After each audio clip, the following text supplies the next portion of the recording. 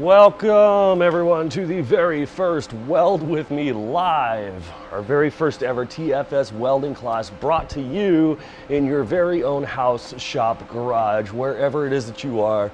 This has been a long time coming and technically a dream come true for me. So thank you all very much for joining in. I am really excited. We're gonna do some really epic welding, show you guys some really awesome stuff and the like. So first and foremost, I've got to give a huge shout out and thank you, of course, to all of you fans for bringing this out here, or to actually participating and coming along with it, but additionally, the crew. Our crew here at TFS consists of 9 people, and it took a lot of effort from all of these guys and gals to put it all together. And I mean, it's been absolutely tremendous, the amount of work that they've done in order to get everything from you. So, wish I could name them all off right now, but you know, hey, we're live and I can't think of that. But nevertheless, behind the switchboard over here, we've got Cody. He's running all those really awesome arc shots and everything else that we got going on. Very special thanks to him. He's actually our operations manager, but he's volunteered his time today. I have to go get him some drinks or something. And of course, in the studio, directing, running the entire setup here, we got the angry beard man himself. Hello. TFS lead welding instructor. And that's it, just a hello.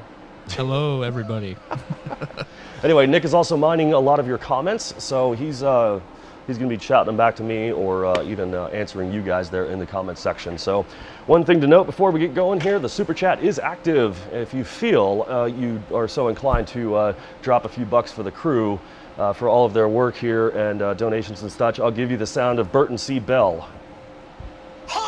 That's what it sounds like. And we've already got a couple of them that came in, a few of them actually, so unfortunately, I can't see them on the screen here, but a very special thank you to those who've already done it. I think Nick's pulling them back up here. Well, back up. I know we got one from Stephen West. I can remember that one. Yeah. He sent $45 for the crew and you. Thank you. Thank you. Before that, we had Johnny Miserati with $5 for beer and water for the crew. Lots of water, especially for me. Some water out here in the desert. And then I'm gonna butcher this name. Kemarul Muhammad sent $19.99. Malaysian ringgit, I believe, or I think it's what it is. Yeah. All right. Well, let's get going. Thank you all very much, very much, very much, very much. But let's get on this. Jeez. Somehow I've forgotten how to talk today. We're gonna start off with a little bit of a recap. We'll do some ASMR cutting open the coupons, maybe. Yeah. We're gonna do a little bit of a recap. Now, about a week ago, I did put out a video that was all about the very first TIG welds you should be laying down on aluminum. And we're just going to go over that real quick. This is an 1/8" coupon from weldmetalsonline.com. If you're using Weld Metals Online coupons, you can simply take it out of the bag and get welding. If you have your own metal, then you might want to prep it up or just get it ready. So I'm going to start on a piece of 1/8", and we're going to go into just doing those basic exercises really quick, and then we'll go run into the actual lessons. So first and foremost, I want my torch sitting kind of comfortable, right? Slack in my lap. Here's that balance point that I was talking about in the video, if I can do it. Ah, there we go. So torch is nice and balanced. I'm loose, I'm comfy. We're pretty good. I think we're set.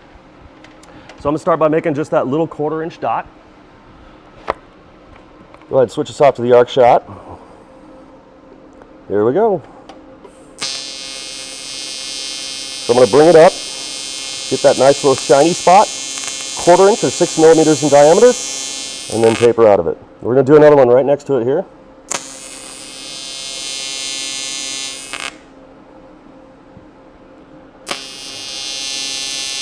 So let's just do a couple of those real quick.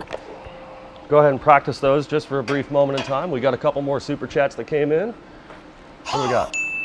We got $5 from Dave Smith and $5 from Craig Cundiff, and he says, awesome. Dave and Craig, thank you guys so very, very much. I see another one just came in there too. Ooh. I'm not even going to try to pronounce that name, but he sent us $5. Big thank you to that guy. Jeez, well, you can do a little better than that. Try it. Let's see. Haggis Chef BJJ. All right. It's probably better than I could have done. Burton C. Bell for you. Thank you very, very much. All right. Hopefully you guys have already done your dots. I saw a lot of people, they practiced a lot of this. People were sending me messages and stuff, so I'm just assuming that everybody's up to par with that one. Now we're going to go over and do the control exercise. So it's just going to be keeping that 1/4 inch or 6 millimeter width all the way across this coupon. Okay, really, really simple. We're just going to kind of blast through this, and then we're going to get into the actual exercise here. So if you need to get yourself warmed up, go for it. But here we go. I'm literally just going to mow right over these first few dots. Again, 1/4 inch or 6 millimeters, nice steady torch, good torque height, good speed.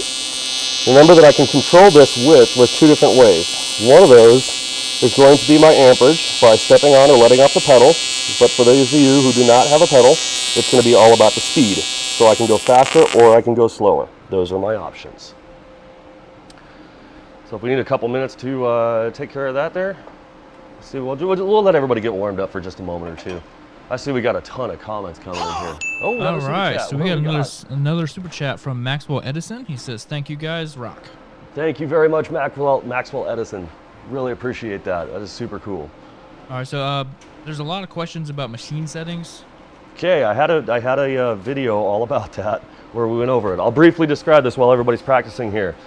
The amperage is technically irrelevant, okay? I have 125 amps on my prime weld right now. You can have, 110 is generally where everybody is comfortable working at. So, I mean, if 110 amps usually will do you some good, maybe 115. If you're running a pedal, then you're totally fine. You can just, you got all the control in the world with this. So what you're effectively trying to do here is concentrate on the result, okay? Forget about what your amps are, what your settings are, and all that crud. Just focus on that weld pool in front of you. Whatever it is that makes that result, that's what you're doing, right? So I'm either adjusting my foot pedal to keep it at 1/4 inch or 6 millimeters in width. That's it. That's all I'm doing, right? There's 2 ways that I can do that. One of them is to step on the pedal more or less, which will grow or shrink the weld pool. And the other way is to go faster or slower until I see that result, okay? Aside from that, my balance is set to about 30-70.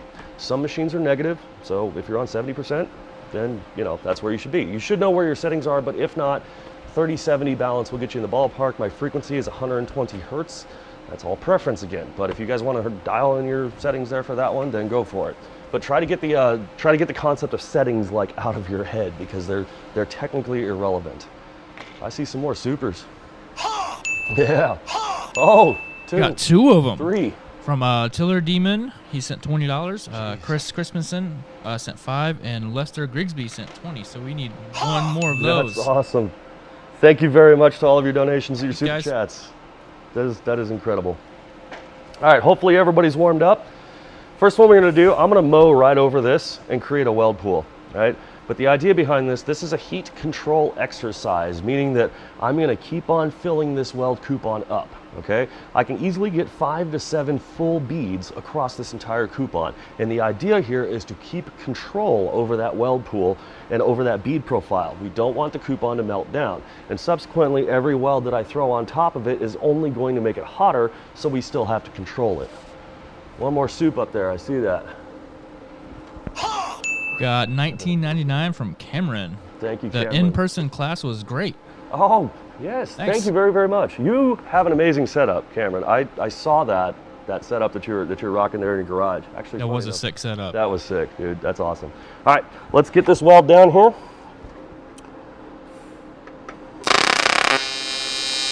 right, 1/4 inch or 6 millimeters in width. Just dropping the filler into the leading edge of that weld pool. We're not pushing it. I'm just letting whatever wick off. And man, I am shaky. Am I just nervous or what? Whew. I'm going to have to find a way to readjust and get comfortable after this. But either way, just concentrating on the width of that weld pool. That's it. So we'll get done with this one, taper out. I'm going to go right above it. Okay, we're going to run another one right back to back. So here we go. This time I'm going to go a little bit quicker. I think I found a little bit better spot. I'm a little bit less shaky. So again, all I'm trying to do is control the width of that weld pool. That's all I really care about. That's either going to be my speed or my amperage. Let me loosen up here. One more. Oh, by the way, this is 1/16 filler. You can use whatever size you want. Okay, this one I have to have a few less amps. just because it's already getting warm on me. It's already hot. So number 4, this one I'm going to go a little bit quicker, which means my foot is on the pedal pretty heavy. And I'm just flying through it. Oops, ran out of filler. Let me get another piece here. Now we're going to do a restart. I'm going to start just in front of that weld, or of that bead that's already gotten kind of wide on me here. But I'm going to start just in front of it, and we're going to get up to that 1/4 inch or 6 millimeters, and then I'm going to back up into my previous bead and then start adding my filler. The reason that we want to do this is because if we started on the bead, which is already thicker, then it would take a lot more heat and you wouldn't have the same consistency as you started traversing. So if you heated it up on the bead and then started moving forward, the next couple dabs you have will just be like, they'll all run away on you. They'll literally just fall apart. So I'm going to start 1 or 2 dabs just ahead of that bead. Once I have that 1/4 inch or 6 millimeters, I'm going to back up into the previous bead where that last dab was and then start moving.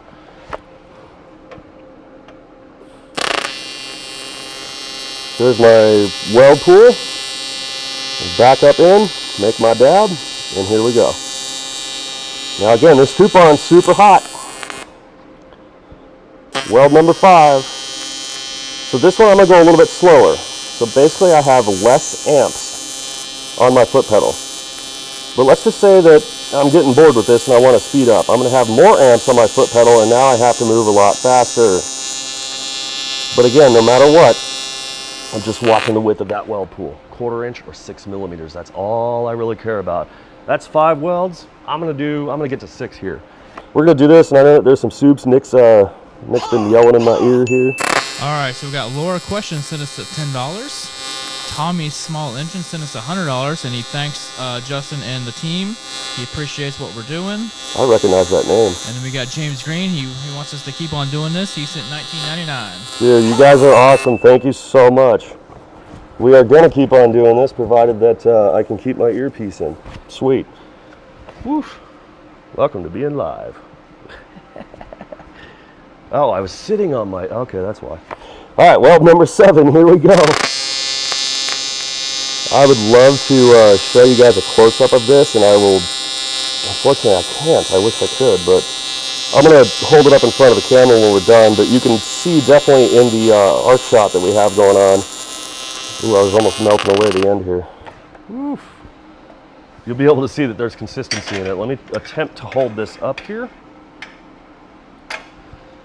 And I'm locked into focus right here, but all of these have relative same consistency on it, right? Our crown, which is the height of our weld, or our bead profile, is relatively consistent all the way across, which is something that we want. It's not running away or getting too wide. The toes of the weld or of the bead is where the metal, or the bead itself, touches the parent metal or the base metal.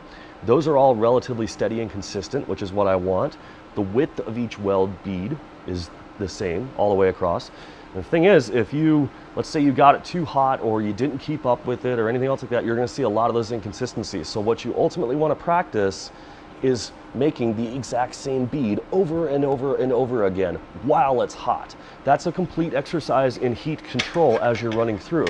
The practical side of this is if you're, let's say you're welding on I don't know, like a fuel cell, or at least in my industry, we do tanks, we do fuel cells, we do catch cans, we do, say, intake manifolds for like aluminum when you're doing like a plenum. I mean, that sucker gets hot pretty quick, but you've got to be able to maintain it. Otherwise, you're going to have inconsistencies in your weld, right? So this is an excellent exercise for you to actually practice with and build up some control, which is, it's the easiest thing in the world to do, right? Excuse me. What do we got? We got $4.99 from Spool X. Thank you very much. He doesn't have the dexterity to flip his filler like that. Any tips? Don't even worry about it. All right. I should mention on this one that when we're doing this, I'm just assuming that everybody watched that video, but maybe some of you haven't. So if I do get a little carried away, just let me know. We'll run back over it. No big deal. 4 to 6 inches or 100 to 150 millimeters. That's really all you need. So all we're doing is just holding our hand static or stationary and just tapping it, right? So tap in the beginning, tap, tap, tap, tap, tap. Whatever wicks off naturally. We're not pushing it, we're not feeding it, we're not worrying about that, and we're not gonna worry about feeding filler.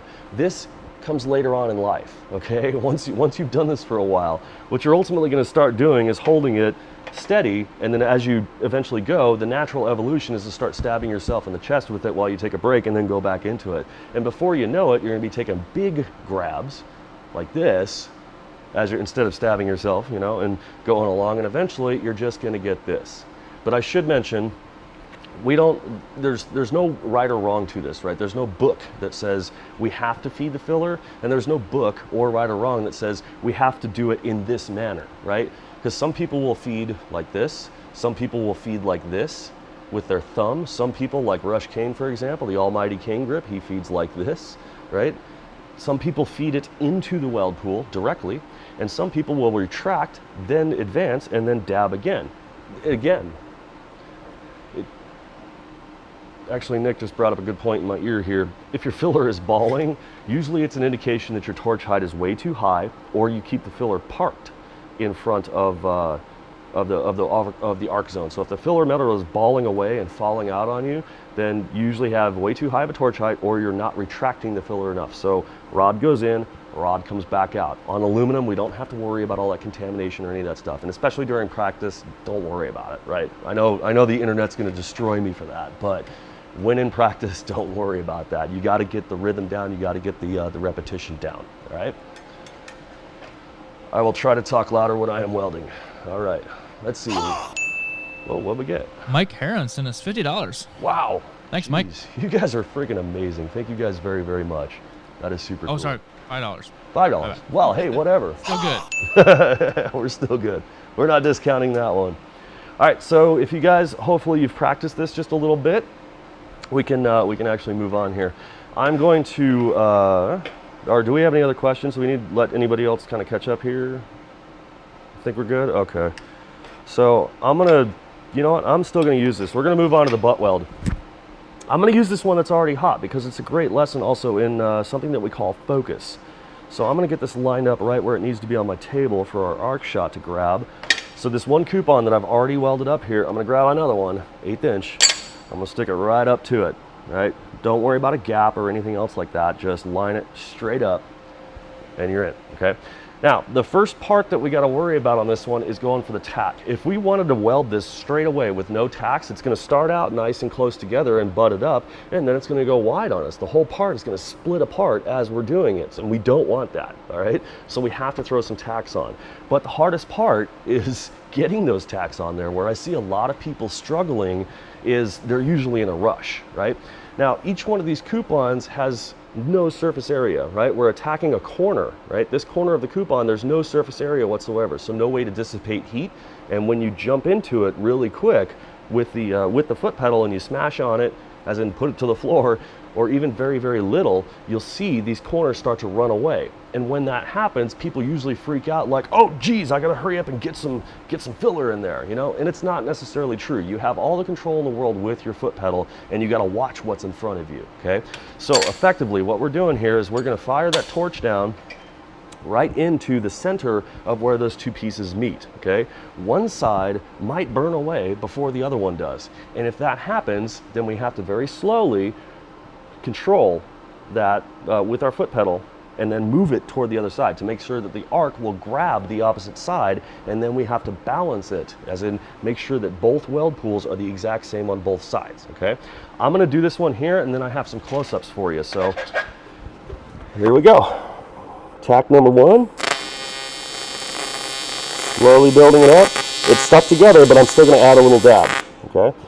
The second one, let's go back on me here, because I should mention here that your filler, pay very close attention to where my filler is in this shot, okay, as I do this. It's not right next to the tungsten. It's not in an area where the filler can get blown away, right? The filler is close, but not parked, okay? We're not sitting there, you know, with the filler just touching or whatever the case is, right? So we're gonna let this weld pool build up on both corners. It might stick together, it might not. We don't really know, but we're still gonna add filler or be ready with it, but not in a hurry, okay? I'm gonna go super slow on this one just so you guys can see it. Cue up the arc. Here we go. So nice and slow. Corners burned away, now they've touched. So let me just add a little filler, and I'm gonna slowly get out of it. Okay. Now, just in case you guys couldn't see that, we do have a close-up shot. We're gonna run that right now. Take a look here.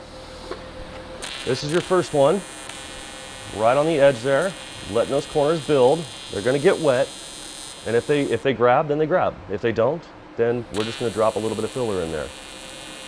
We're gonna do the same thing on the edge again.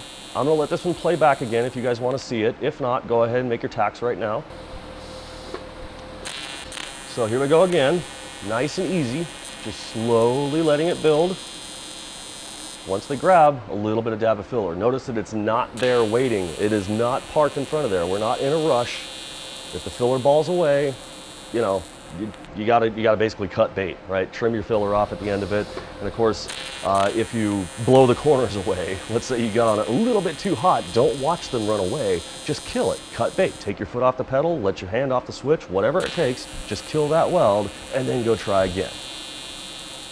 So you guys give that a practice real quick. I'm pretty sure we've got a couple of questions here. I know we got a couple super chats too. We got one from Philip Urscher for $10. Thank you, Philip. It's very, very kind. One. Agachef, BJJ has sent another $5. Thank you. And just disappeared. Holly Rankanalia sent $50 and says, awesome work. Who's that? Hold on, let me look at that name. Oh, that's Holly Calloway. What? I owe you.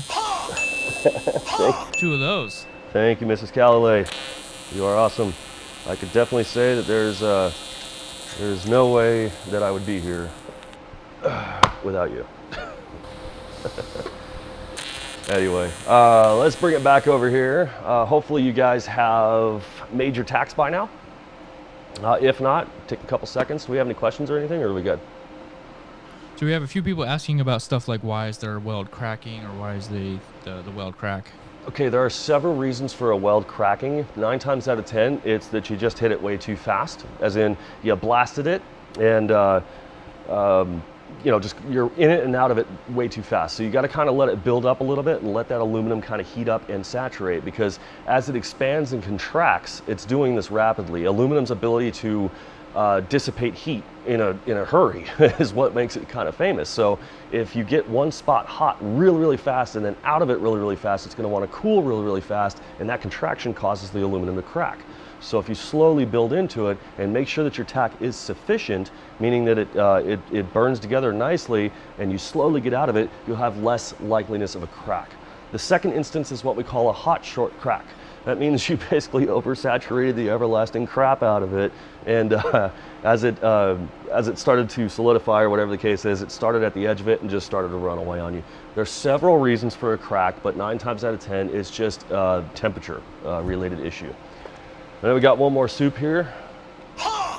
It's from Mike Heron. He says, thanks to everyone for all the help, and he sent $45. Yeah, you guys are amazing. I can't even begin to tell you guys how much I am truly humbled to be here.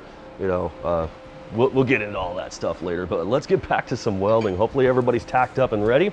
So once again, got myself a nice comfortable position. Let's see if the torch is balanced. Yeah. Oh, no. Let's try again. Here we go. Gimbal style, maybe not. I'm gonna find that magic spot. Now, when I go into this tack weld here, I'm gonna start ahead, or excuse me, when I go into this butt weld here, I'm gonna start just ahead of my tack, and then I'm gonna back into it, much like a restart. And when I flip this over, I'll show you a restart again. But the reason I wanna do that is, let's just say this piece is under a little bit of tension, and if I start on the tack, that's what you hear a lot of people talking about, popping tacks. Literally, if you get it wet and you don't have anything holding into it and it's under a lot of tension, there it goes. It'll just split on you. So we're gonna start just ahead of it, get a little fusion, maybe a little dab, and then back up into it, and then start rolling along with it. As we weld this, you may see the presence of a keyhole developing. I don't think you can see it in my arc shot, but maybe you will. If you see a little bit of a keyhole, that's basically an opening or a small divot or a small pit in the very leading edge of your weld. That's good. That's a sign that you're gonna get down into that metal or achieve proper penetration. You don't want to be afraid of the keyhole, is what I'm saying, right? Now, if it's running away and you can see straight through the thing, well, yeah, you got a little bit too much heat, but you got to control it. This whole exercise is still going to maintain the same 1/4 inch or 6 millimeter width of that weld pool, but you have to pay attention to where that weld pool is, because it may burn away on one side and instead of the other one. So you want equal parts of your 1/4 inch or 6mm weld pool on both sides, equal parts on both sides. So if it starts to run away, you got to move the torch back and point it to the side that's not burning, and you got to maintain it equal, right? And then of course maintain the entire weld pool all the way down. I talk a lot, so let's just get into it. We'll start just ahead. I'm going to build up some amps here. I'm going to put a little tack for safety, back up into my last one, and then dab right over the top of that. So I'm going a little bit slow so you guys can see here.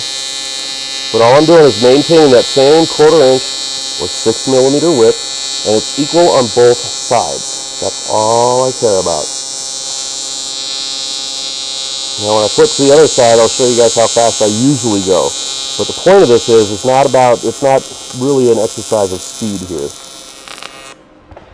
The whole point of this is just to control it. Don't worry about your speed and all the rest of the stuff. Don't try to be like, you know, I'm totally BA, let me just move through this thing, you know, because I'm super welder.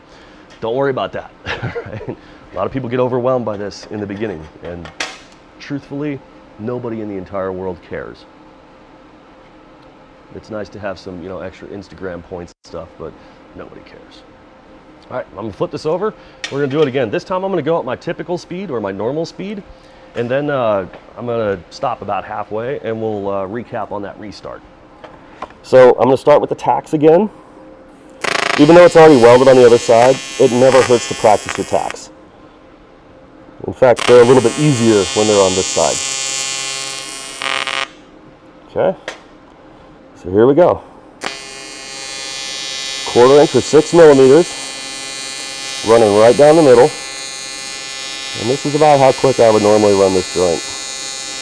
And oops, for whatever reason I had to stop, right? It's typical that you have to stop, right? Everybody wants that continuous weld, but guess what? Sometimes we run short on filler. Sometimes we're a little out of position. Sometimes it's like, it's awkward and you don't want to screw this weld up. Just cut bait, just get out of it, right? We can always restart. There's nothing wrong with restarts as long as you're not doing them every 2 or 3 dabs, right? Don't be a hero, just get out of it. What do we got? I see something in pink up there. Hey. We got $50 from Merlin 540i. Very excited about this. Hopes there are more. Wow, thank you so much. It says his name is Dan Schumacher. Dan Schumacher, thank you so much for your $50. That is incredible. You guys are amazing. I know the crew is gonna love this because we always take the crew out with all these extra donations and stuff. It's super awesome. All right, let me go back into that arc restart here. So I'm gonna start just ahead, again, about 1 or 2 dabs or so. Get my weld pool up to 1/4 inch or 6mm, and then back up in right to where that last dab was, where I got out of it, right? And then we're just gonna keep on going all the way through, all right? Let's cue up the arc.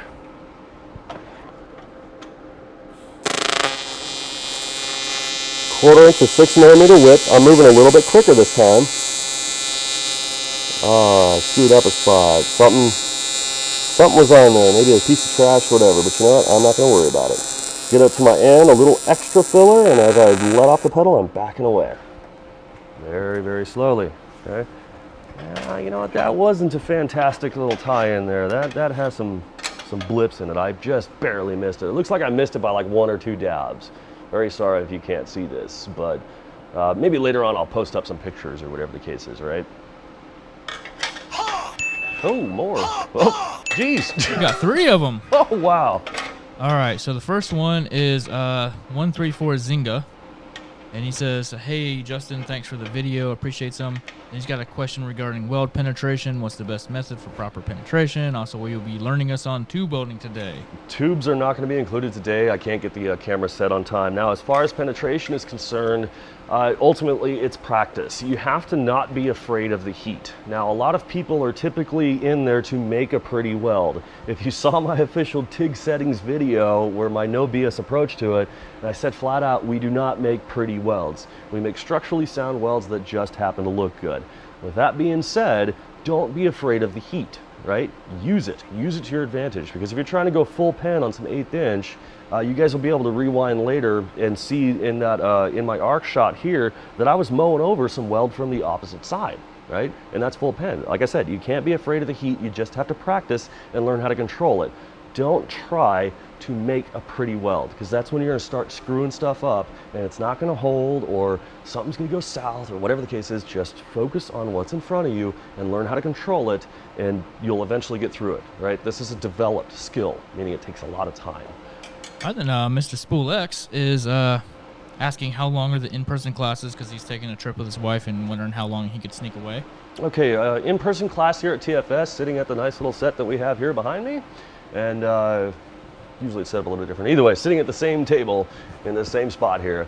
They are 8 hours long, or they're a total of 9 hours in the day. We take a 1 hour lunch in between. So they start at 9 a.m., they end at 6 p.m., and there's a 1 hour lunch in between. So it's all a one-day class, and the equivalent value of instruction usually gets to about week 12. That's because we run a ridiculously advanced, rapid style of training here, similar to what we're doing here. So you guys should be practicing those butt welds right now. If you've already done that, you know, try another one at least, or fill up that coupon, right? You got all of this real estate on here. Fill that sucker up. Make some smiley faces. You know what, here, let's do a smiley face just for fun.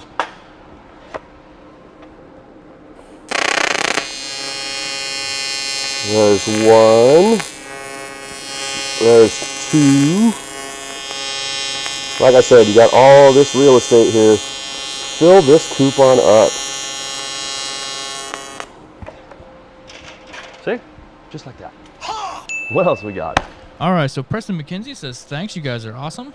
Rob Workman spent another $50. Craig Cundiff has sent $50, says he really appreciates this and hopes there will be more. And then Andrew Lutton has said, hi, great video, complete noob, was hoping to play along, but all his new gear arrived except for the helmet. Ah, bummer. Nick, you're a live arc shot. Did you know that? Oh, I am. Yes, I am. Sorry about that. Then we got one more. There we go. All right. Guys, I am so unbelievably humbled. I never would have thought that, you know, I'm extremely appreciative of your participation and efforts here. So, do we need another butt weld? We'll give everybody a second here before we switch out.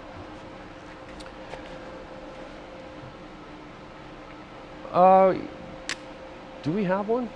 Oh, we don't have a full clip of the butt weld.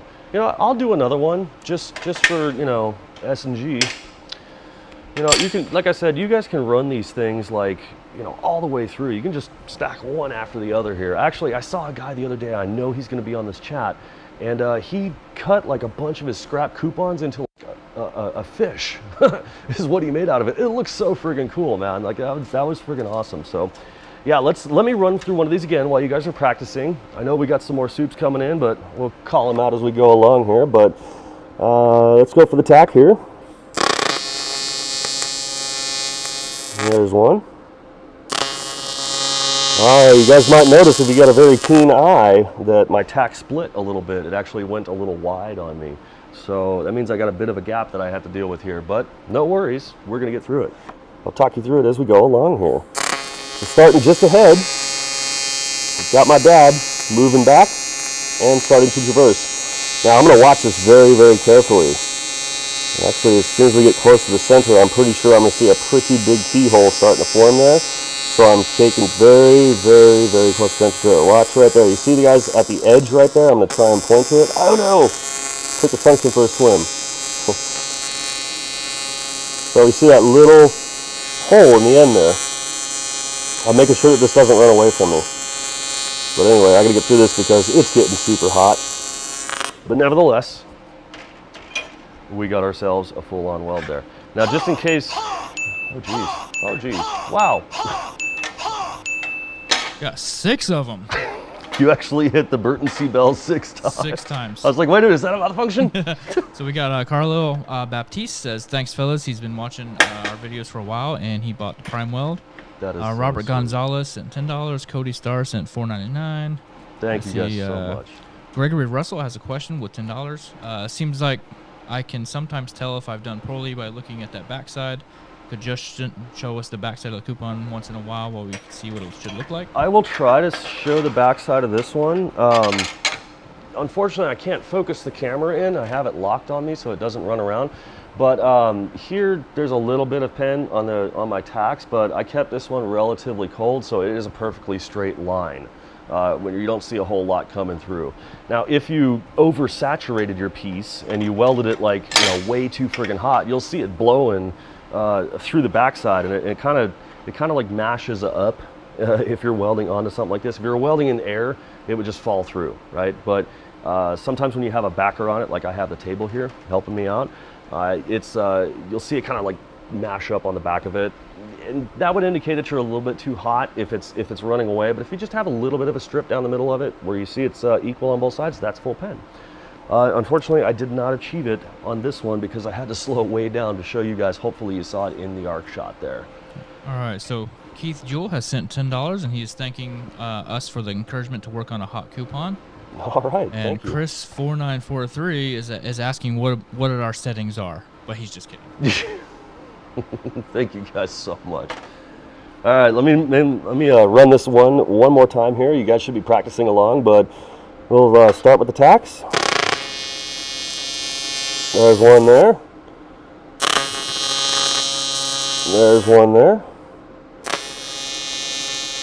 And I'm going to go full throttle on this one. I got my foot to the floor, all 125 or 130 or whatever amps I've got. This is typically how fast I run because my discipline is what they call hot and heavy. And I got a little too hot when I said hot. It just went whoop. Anyway, hopefully you guys got that one. If not, you can set this aside and you have the whole setup for later on when we move on and when we continue on. So. All right, so Corey L is thanking us for the education and for using that prime weld that a lot of people can afford, and then all about the skills and the equipment later, you know. Absolutely. All right, thank you very, very much for all of your donations. You guys are absolutely incredible. All right, this next one is the outside corner joint. We're going to take two brand new Weld Metals Online 1/8" aluminum coupons. There's two ways that we can go about tacking. I'm going to show you both of them. One of them I'll show you live, and we also have a close-up shot of that one, right? Now I'm going to take the edges of these coupons right here, just the very corners, right? Those really sharp edges there. And when we mate them up, I want those two corners to touch, okay? Meaning that when I'm done with this tack, I should have an open valley, right? You could almost see straight through it. I mean, depending on how close your gap is. The method that I use to tack these up is typically by standing them up like this, holding them ever so delicately with my fingers, and then I grab the torch very lightly, just with my fingertips, and my other finger balances on the edge of the coupon that's on my torch hand, and then I fire in right up to the top of it, okay? That's one method, and I'll show you what that looks like right now. Hopefully we don't get high frequency interruption because last time it happened, so here we go. Ding. All right. So at this point, you have a little bit of freedom, right? I want this to be at 90 degrees, and you have a small amount of freedom to move it. So ever so delicately squeeze them in, realign your corners, okay? I will show you guys an arc shot of this in just a second, don't worry. But one thing to pay attention to is your fingers. Don't have your fingers here because then you're gonna burn your gloves, right? So my fingers are low, same position, once again. This one I blasted in just a little bit heavier. Now, I got a clip of this. We'll run that one real quick. You can see pretty closely here. One side's gonna burn away just a tiny, tiny bit, while the other side, where I have to move or I have to adjust focus. Let's watch it again here. So you're gonna see that the left side of your screen, it burns away, and I'm like, oop, gotta move. So I move it back to the right side of your screen, and once the two touch, or they kiss, or they come together, or become one, or unity, or whatever you wanna call it, that's when I get out of it, slowly, but not in a hurry. Because if I jump out of it, like removing my foot off the pedal, like flying off the pedal, then that sucker is gonna get stuck, or it's flat out not gonna work here. So I have to reset our camera here real quick. So you guys take a look at that if you want to try it that way. Here's the other method that we're gonna queue up here, which is using the edge of your table. Nick, if you want to talk them through that one. Let's queue up the edge of the table.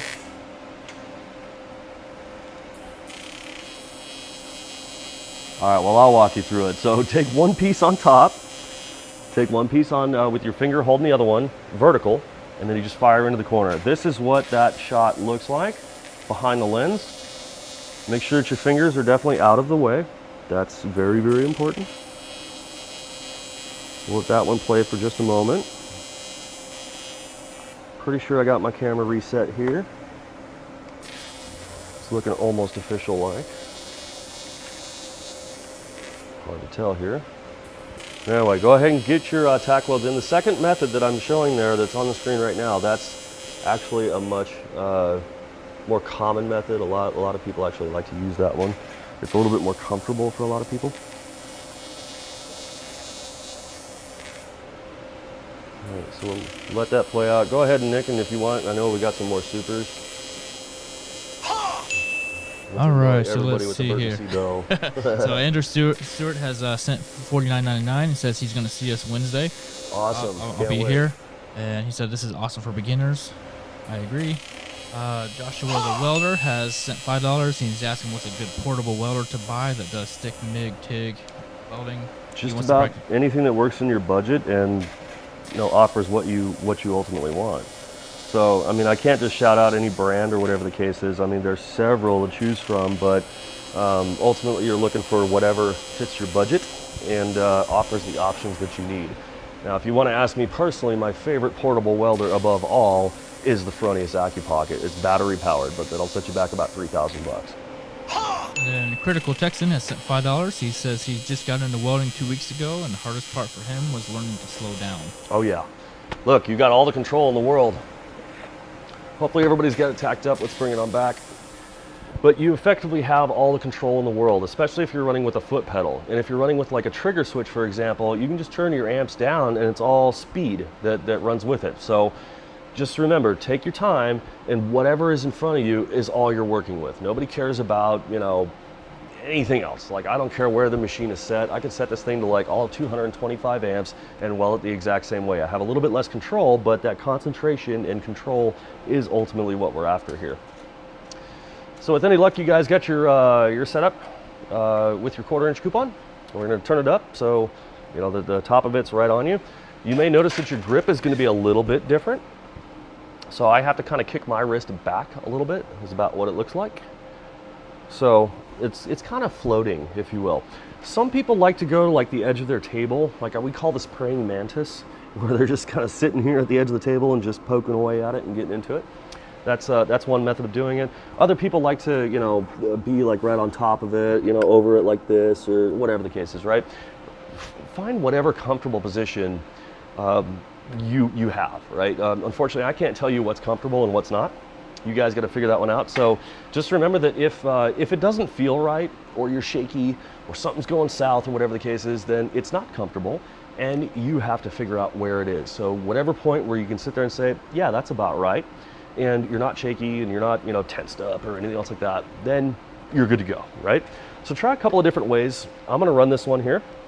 Now, since we have just those autogenous tacks chilling there at the end, holding this thing together, we remember that we've got to start just ahead and get something in there to actually hold it when we back up into that first tack, so that way we don't pop our tacks.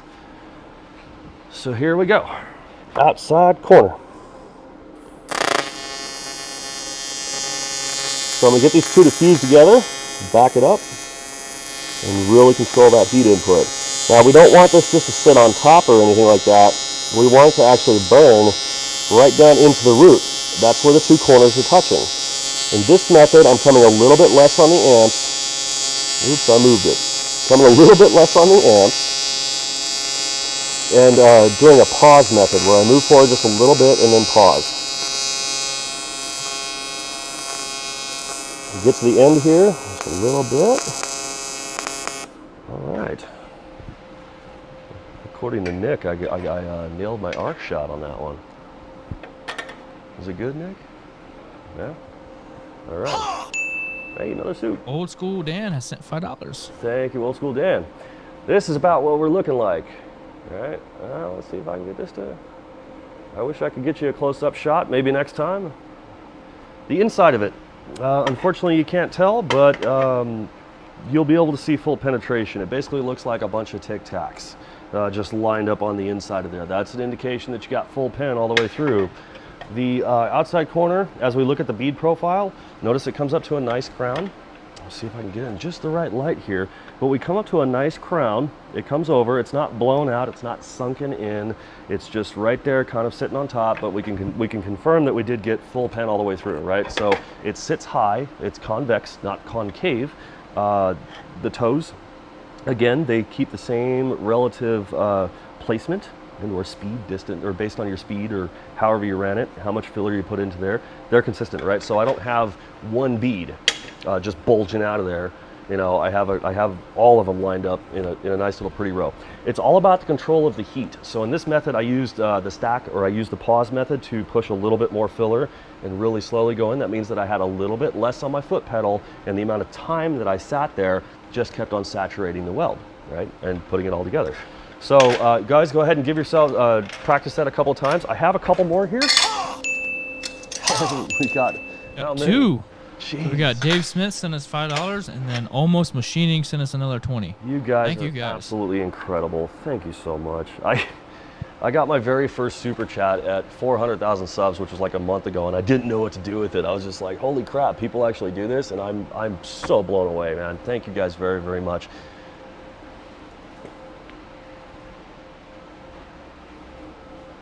All right.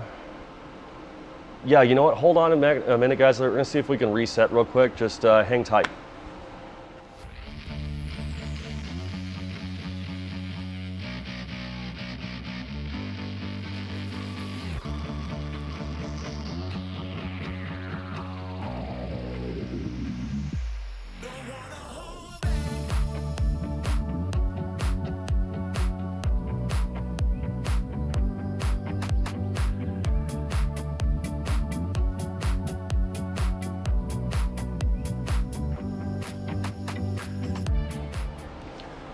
Okay, with any luck, that might have solved it. We had to do a quick little reset.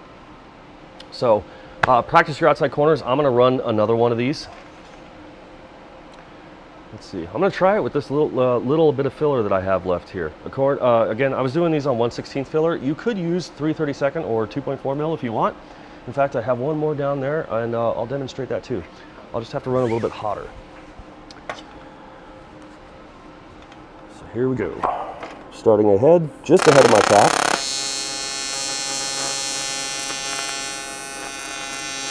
All right, this one I'm going to run a little bit faster. As in, my foot is to the floor, and I am just scooting. I'm running nice and steady and consistent, and I'm almost out of filler, and I bet you 10 to 1 that my finger was in the way. Hold on a minute. Let me get back into it. Woo, fingers burning. Well, a little tiny bit. Hold on. Keep that arc shot up. Here we go. Little tiny bit. I wonder if you can see my fingers. It's just, I'm trying not to get burned. having some fun on that one. Look at that. It's just that little bit left. Sweet.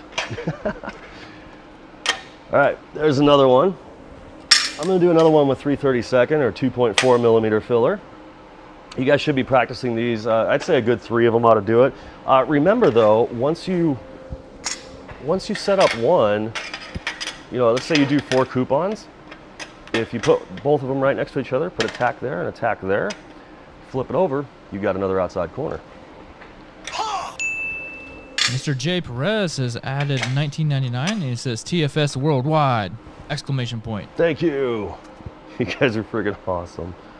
Thank you so much, everyone, for participating, and I can't wait. Like afterwards, I'm pretty sure everybody's going to be sending some pictures of their stuff in and posting them up. I cannot wait to see how well this class worked out for everyone.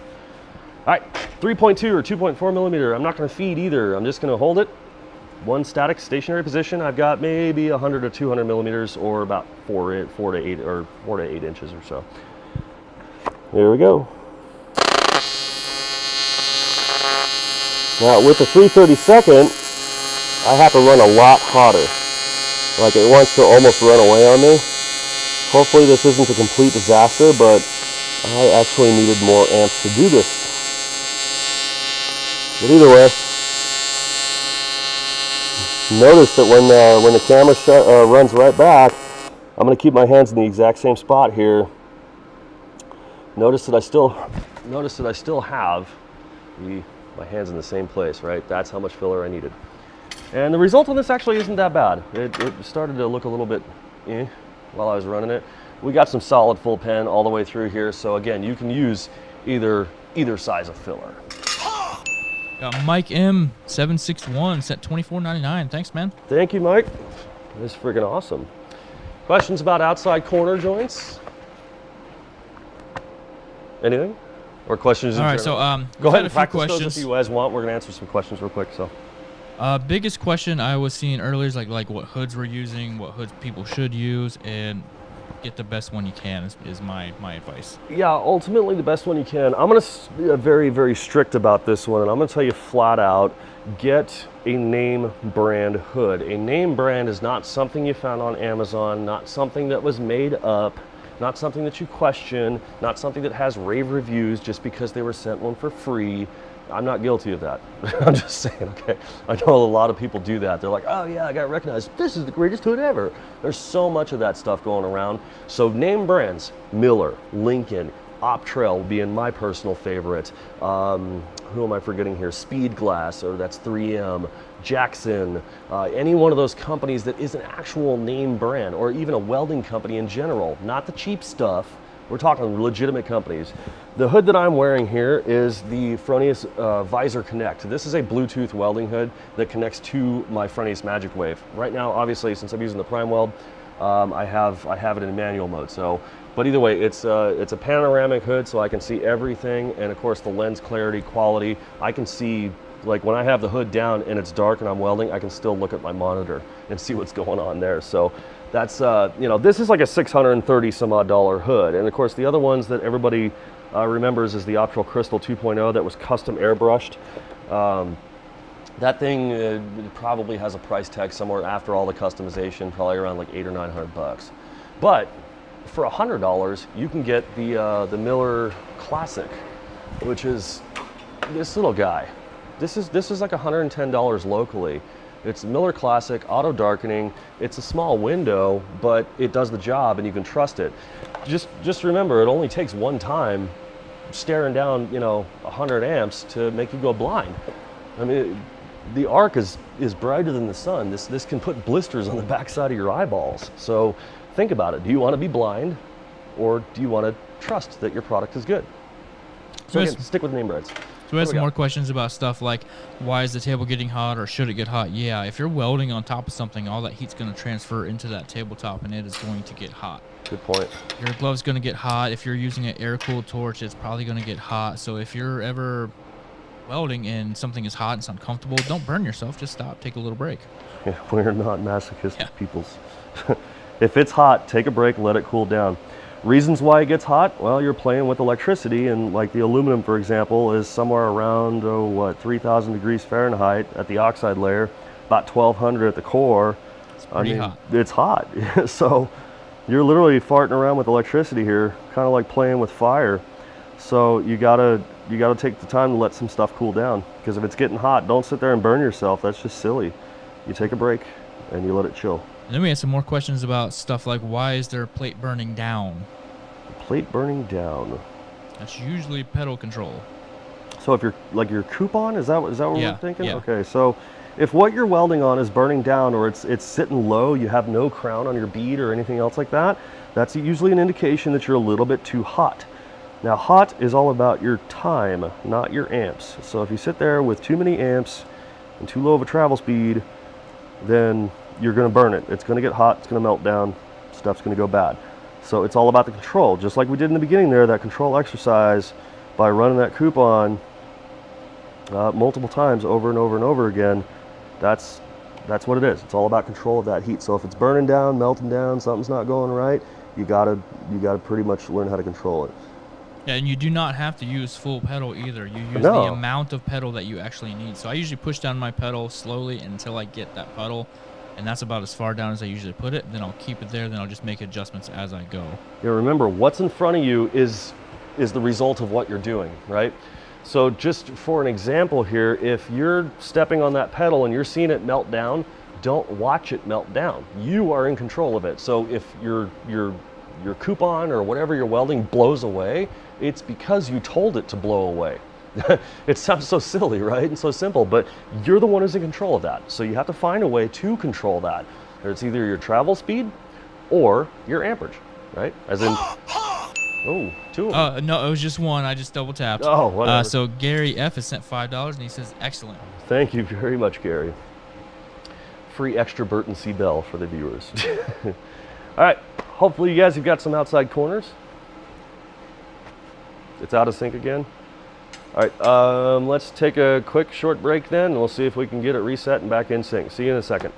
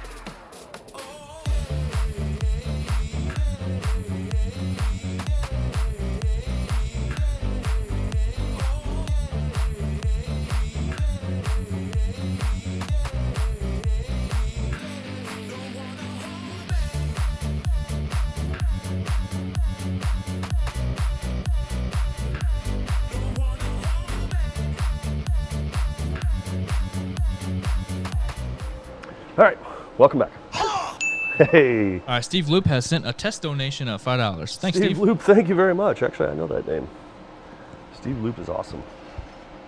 Okay, we're gonna do some edge welds. Now, with those outside corners that you set up, go ahead and set them vertical if you haven't welded them all together. If not, set yourself up another one, and we'll do, we'll get another 2 coupons and then set it up so that one's vertical, and we'll do our edge weld.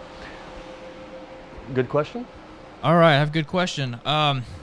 He's asking about why you're pulling the torch away from the end of the weld so quickly as opposed to like how you would do it on steel, so the post flow on the weld. Okay, steel, stainless steel, titanium, any one of those are what we consider reactive metals, meaning that there is a reaction to absence of flow, meaning that at a certain temperature, when they contact the atmosphere, like the regular air that we're breathing in, right?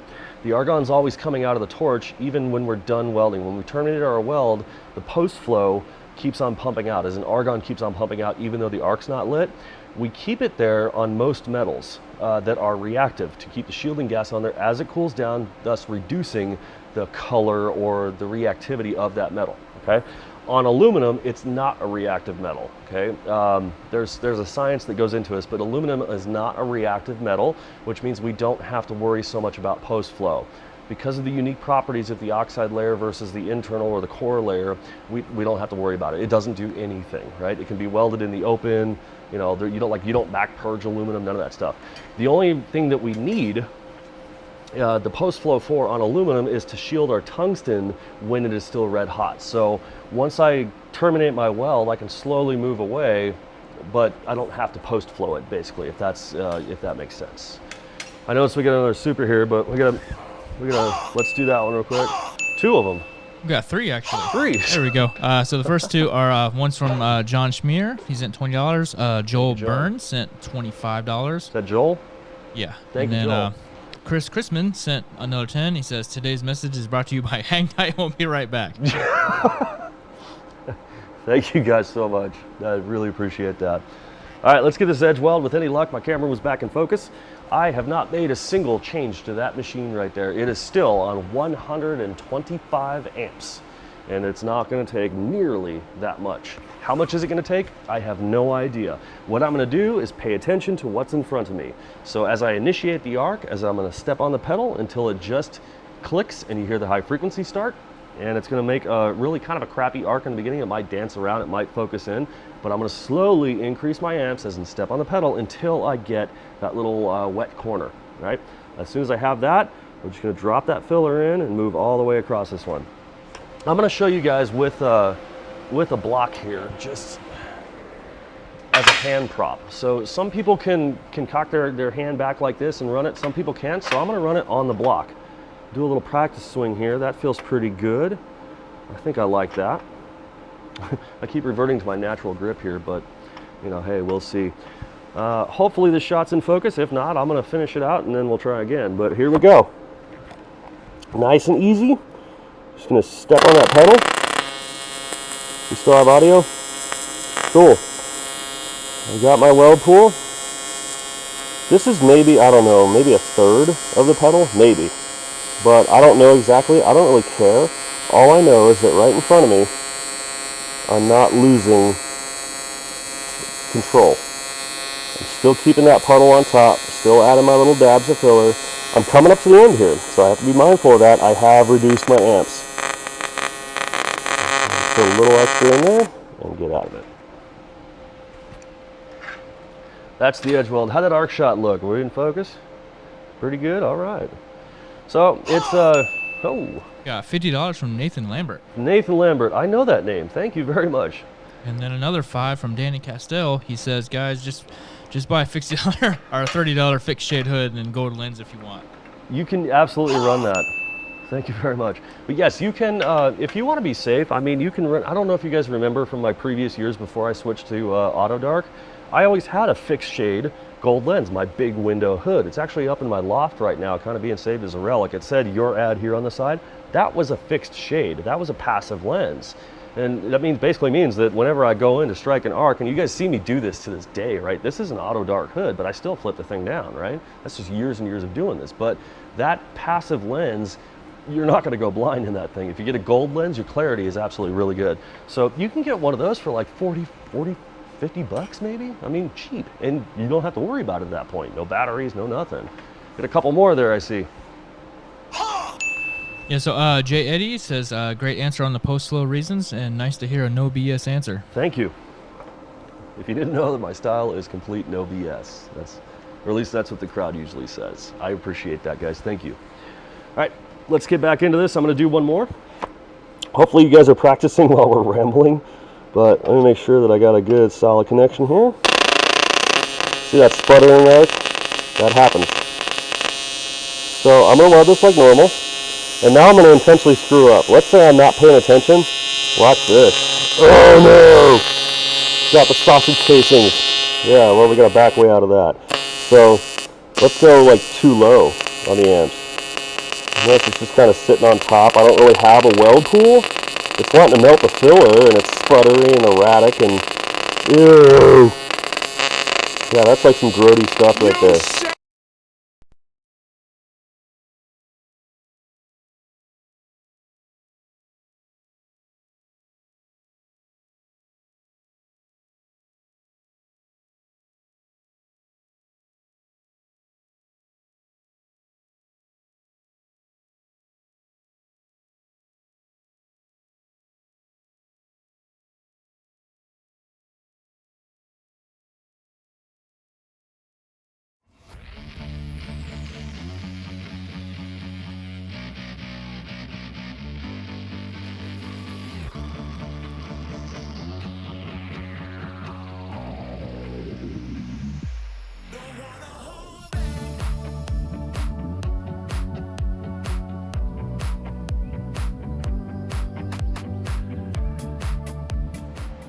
Evidently we lost audio. Again, this episode is brought to you by Hang Tight.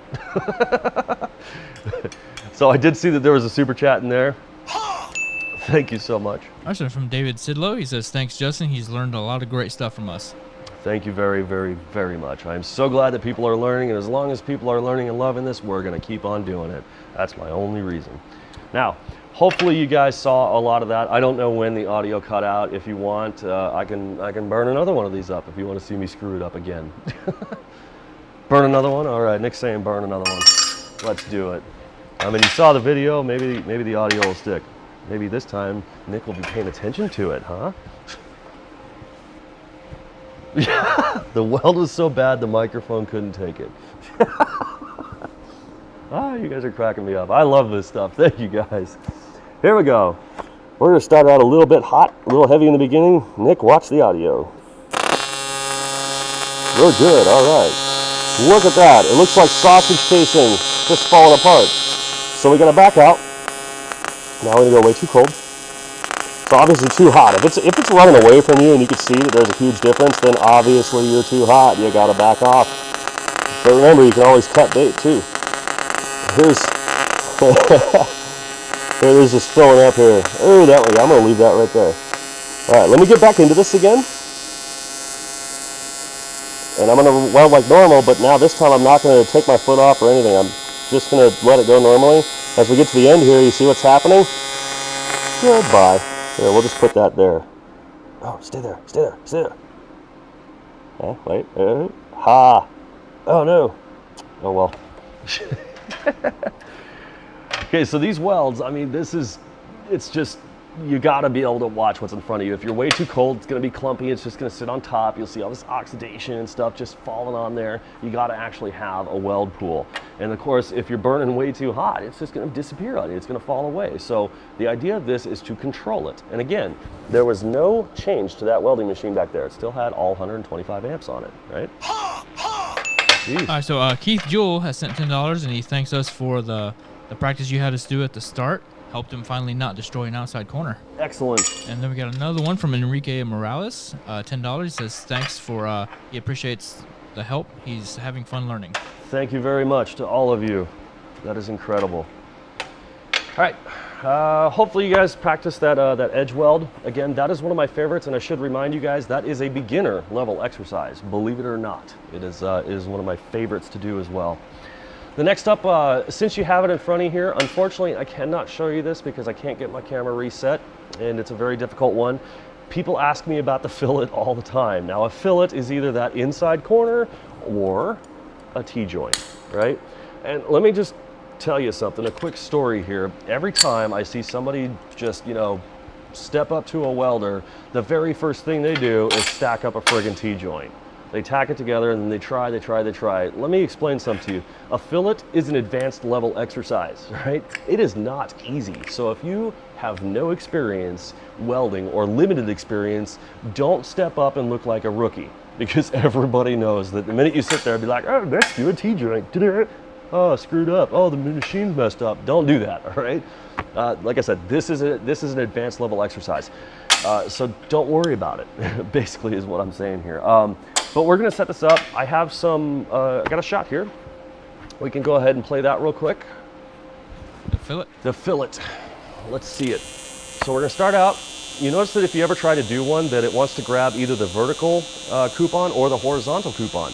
And in that case, you just have to power through, which basically means get the torch as close as possible and focus or adjust your arc until you see the two pieces connect, and they'll connect at the root, okay? Now, if you're burning away or whatever, you're probably way too high, maybe you're too hot on your amps, maybe your focus is wrong. But once you have that weld pool, we're gonna take a little bit thicker filler in this one, in this case, 3/32 or 2.4 mil, and just dab it into the end of it. The exact same practice is gonna go through this, the exact same practice. Let me say it again. All you're doing is controlling the width of that weld pool, and whatever comes off the end of the filler is going into that to create the bead. We're just letting it kind of wick off. We're not really forcing or pushing or stuffing filler into there. We're just letting it wick off the end of it, right? And again, this is larger filler because we're effectively working with two puddles, right? So this is a very tricky exercise. As soon as we get back onto, I was gonna say let that play out, but whatever, we're cool, we're good. So some things you have to consider. Your joint here is 90 degrees, right? So you have a vertical wall, you have a horizontal wall. And I need to change my tungsten out. Ooh. How many? 3, 4. 4. Jeez. So we got Ben Mullet sent $4.99, and Piper sent $4.99, and then Mike Garcia says $10, and he says the smiley face exercise helped him a lot. Thank you. Let me hold hers a little bit more. He was way too hot before. And then where's the last? Killjoy SXE Says, thank you so much for everything over the years and inspiring him to pursue his childhood dream of fabrication. Get some. Thank you guys so much. That is super cool. I must say that I officially had to change out my tungsten. I am at count 1. You suck! Just out of curiosity, if anybody is following along or welding, how many tungstens have you gone through by now? I've officially made it through 1, and I did not spoil that. I think a piece jumped onto it, and you know, blame somebody else, right? The filler jumped right at me. How many tungstens are we at? The rest of the world here. Here we go. So, since your joint is at 90 degrees, right? That means your torch angle has to be 45 degrees in order to be perpendicular to your root, all right? The tricky part is if you're too high, it's going to want to grab maybe over here. If you're too low, it's going to want to grab maybe the lower coupon. You got to be right down there in the middle of it. Usually you have to have a few more amps, and this typically requires feeding.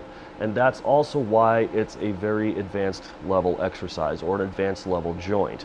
Because, you know, this filler goes pretty quick. You're actually filling in quite a bit of an area. So if you can feed, cool. If not, you can try to extend your grip or you know, extend the filler, but you might notice that it gets a little wobbly, it gets a little noodly in there, and if it's starting to bounce around, I mean, it's going to be crappy here. So I'm going to show you guys what it looks like. I got to jump up a couple more amps here.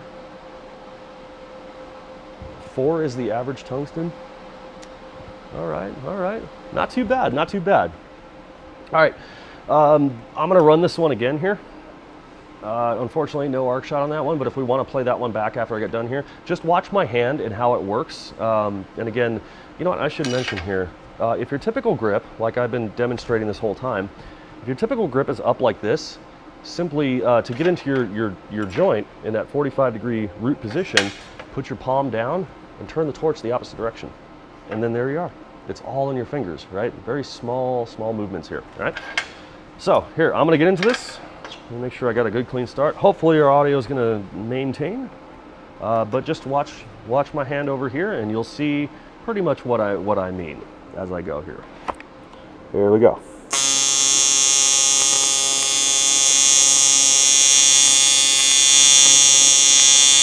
So again, whatever's just wicking off, that's all I'm using.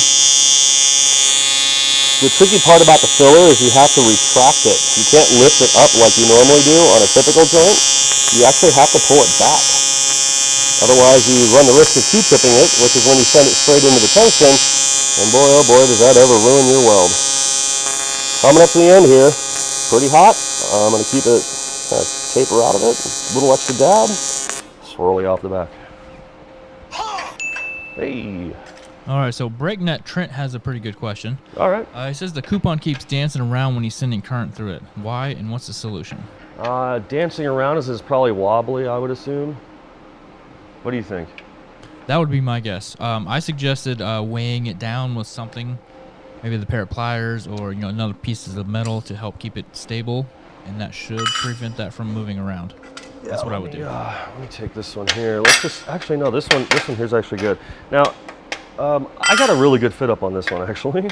So, but it does move a little bit. It's kind of wobbling, kind of dancing around. Now you can take, let's say a weight, a block, something to just rest up against it. That should hold it still.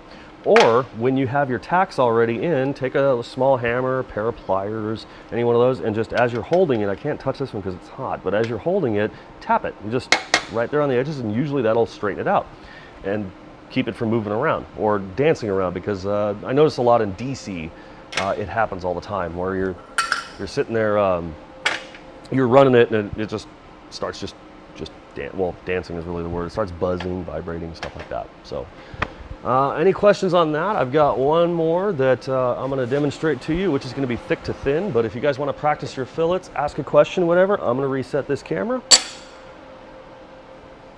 Make sure you get your 1/16, your 16 gauge coupons. Bust those open. So we got a couple questions out here. Someone's asking stubby versus standard, whichever one works. As long as you're under a number 8 cup, like a 4, 5, 6, you should be fine with either one. You can make it work. Let's see here. Got quite a few people doing with 4 tungstens so far. Got a couple high achievers with like 6 or 7. All right. Bunch of 1s. I've got someone asking about aluminum to copper. I Yeah, don't think that works. you know what? I've never tried. We should try that at some point. I got some copper. Actually, Cody, while we're waiting here, can you grab some of my copper stash? A couple pieces. I'm curious to find out.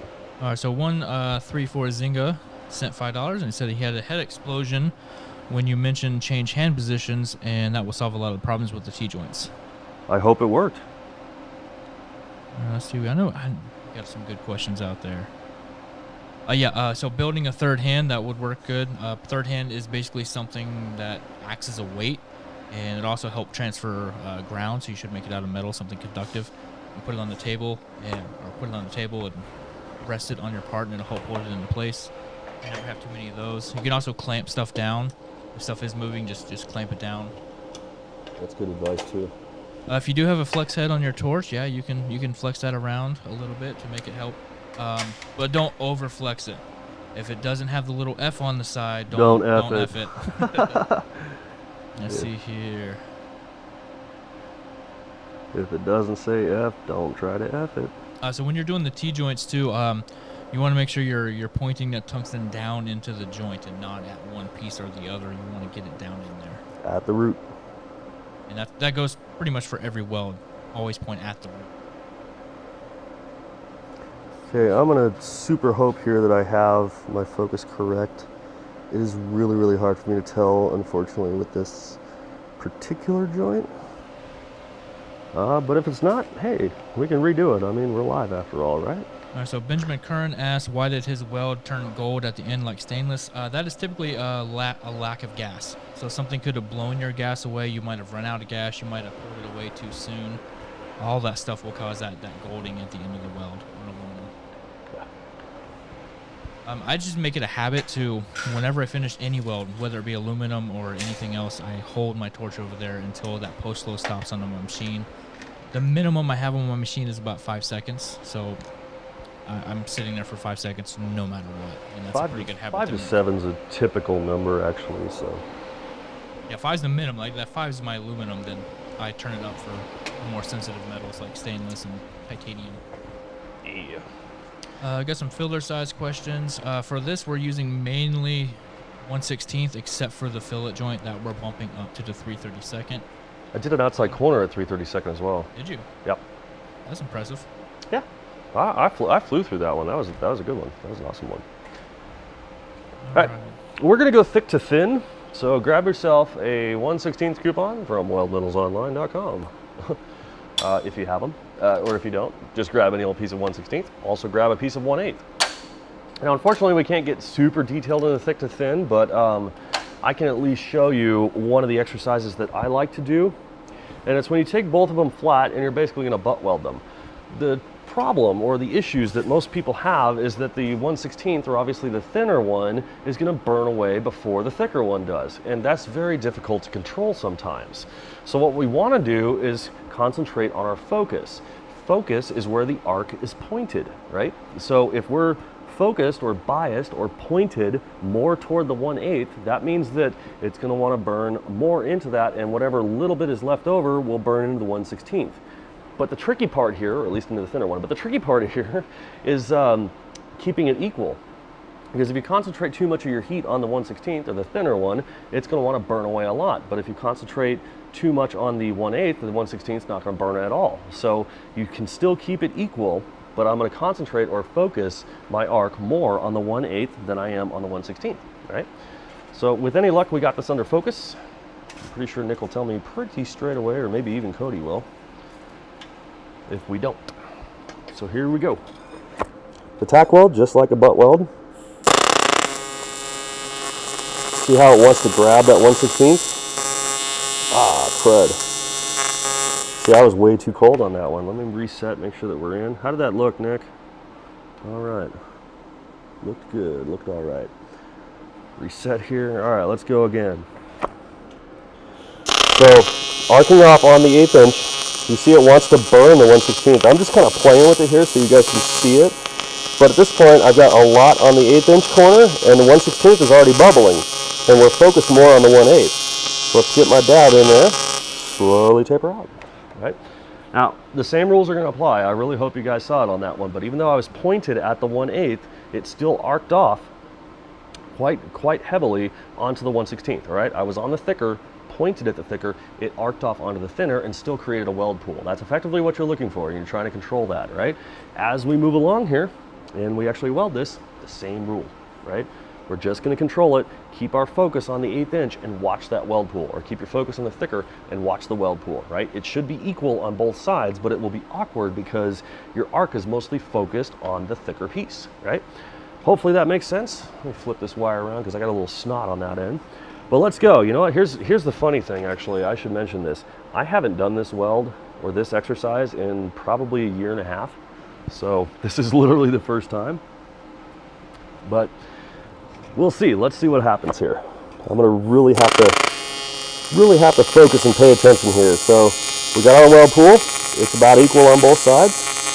I am intentionally going a little bit slower here, just because I haven't done this in a while and I have to talk.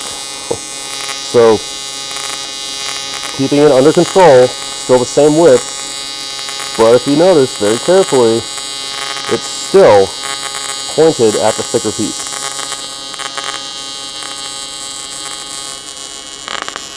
Excellent. I made it. Why are you laughing at me?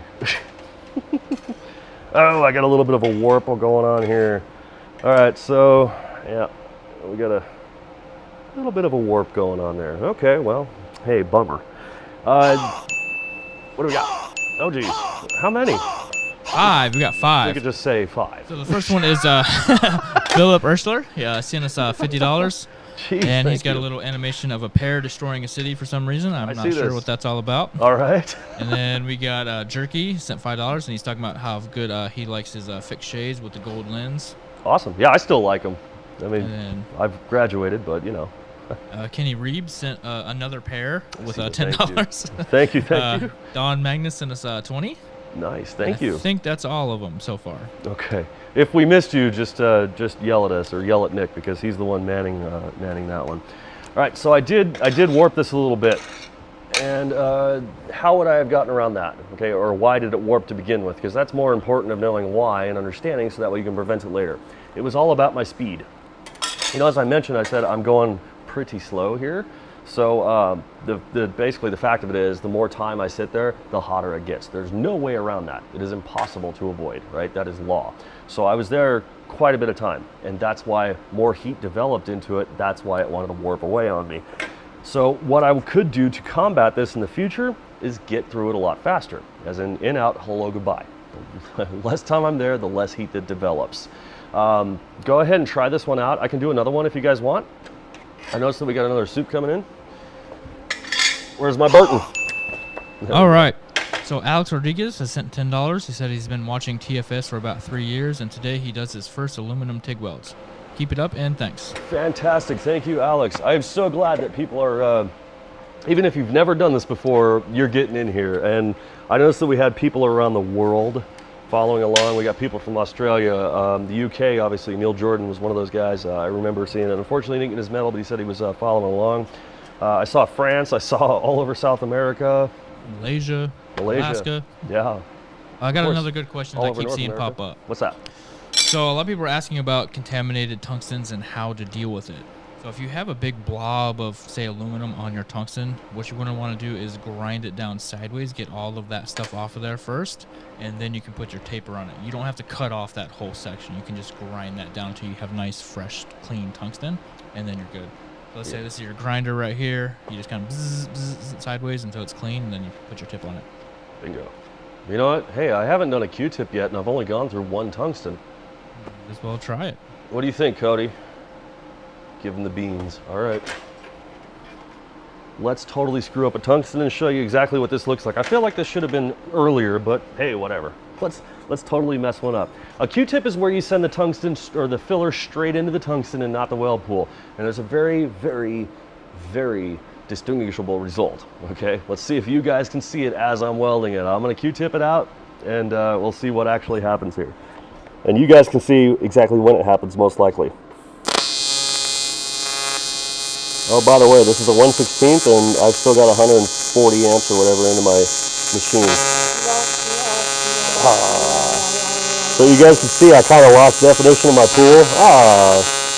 Feel like crap flying off of it. Oh no! Alright. There's smoke, there's friggin' everything. Alright, this I know you'll be able to see on camera, right? Anytime you see all of these burn marks, the black marks, the smoke marks, the ashy, the black ashiness, the burning, the only way to get that is with a Q-tip. That basically means that as soon as you take a look at your tungsten, you'll see that there's a buildup of a bunch of filler on it. And unfortunately, I can't zoom in on that one, but it literally looks like a cotton swab, which we know the brand of Q-tip. That's why we call it that. Once that happens, you cannot weld. You must stop, change your tungsten, resharpen this, clean it up, whatever the case is. If it's super, super bad, yeah, you'll have to cut it off. But 9 times out of 10, in just practice, you can just zing it off there, and you're good there. Got another super chat from Jonas Meyer, sent us 50. Says great lessons and big up from Sweden. Thank you, Jonas from Sweden. That is friggin' And cool. I have a question I think I should address real quick. What's that? So he's asking about, he says he's got his tungsten all clean, metals all clean, all that stuff, but he's still getting like contamination into it. If you're getting some weird stuff, there's a couple things that can cause that. One is not enough gas, so maybe turn your gas flow up a little bit, or maybe your gas is up too high, you could turn it down a little bit, one of those two, or something could be blowing your gas away. If your welder is pointed at the weld and the exhaust from it is blowing on your weld, it'll destroy it. You got a door open and it's breezy outside, you got an overhead fan, all that stuff can cause the gas to be blown away, and it will mess up your welds pretty badly. Absolutely. Or you're running out of gas. You know, sometimes sometimes the gauge will say that, you know, you're down to like, 500 PSI or whatever unit of measure you have in there. And it's just not there anymore. All right, I'm going to do one more of these thick to thins. Cause I'm a little, I don't know, what's the word I'm looking for here? I want to prove myself. I want to make sure that I can get through this, right? Cocky. Maybe. Is that even the right word? I don't think that's the right word. I'm going to turn this down to a much more usable range. I'm going to go back to my 120 amps. That's probably not enough filler, but let's see anyway. Get my tacks in here. Still good? Still good. In case you're wondering why I asked that, it's because the high frequency sometimes wipes out our audio. So we're still good.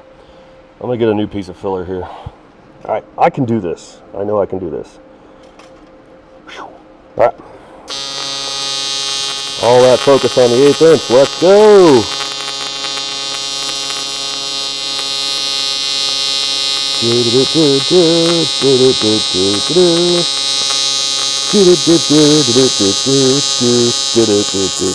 Boom.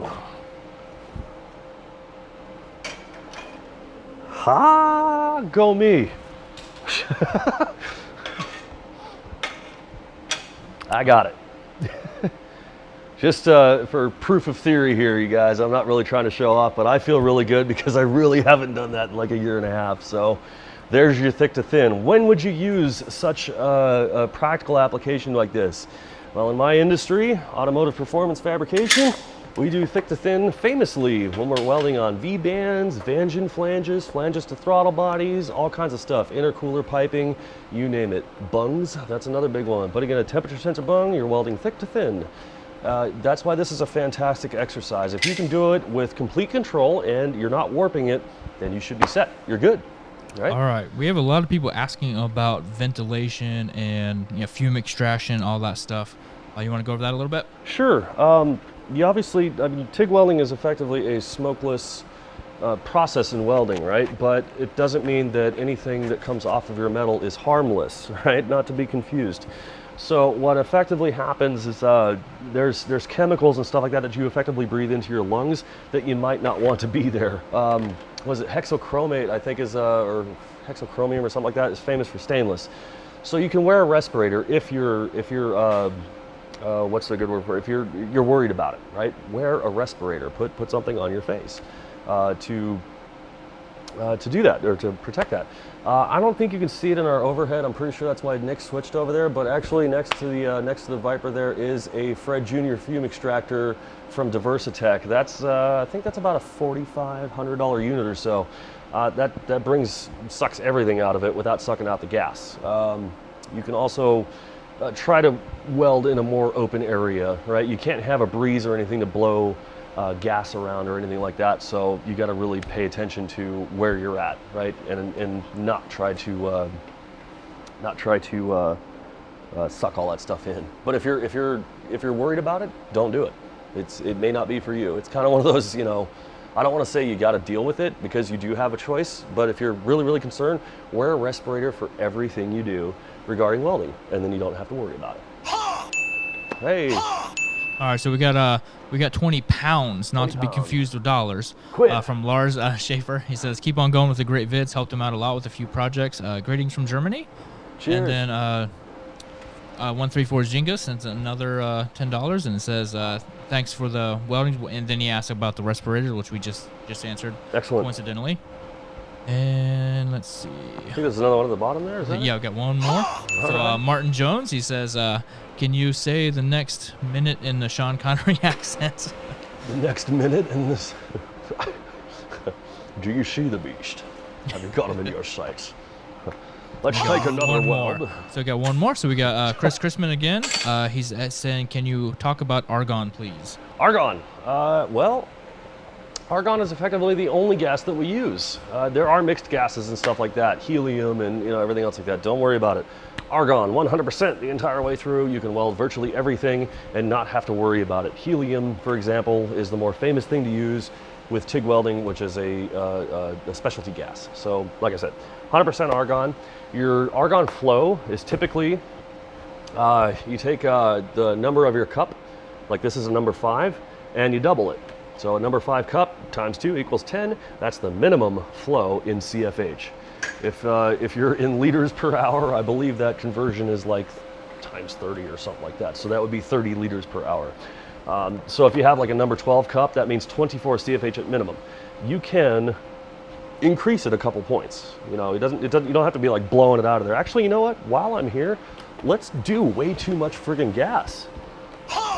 Hey, before we do that, we got a couple more of those. All right. So Brian View sent $50, and Dave Smith sent another $10.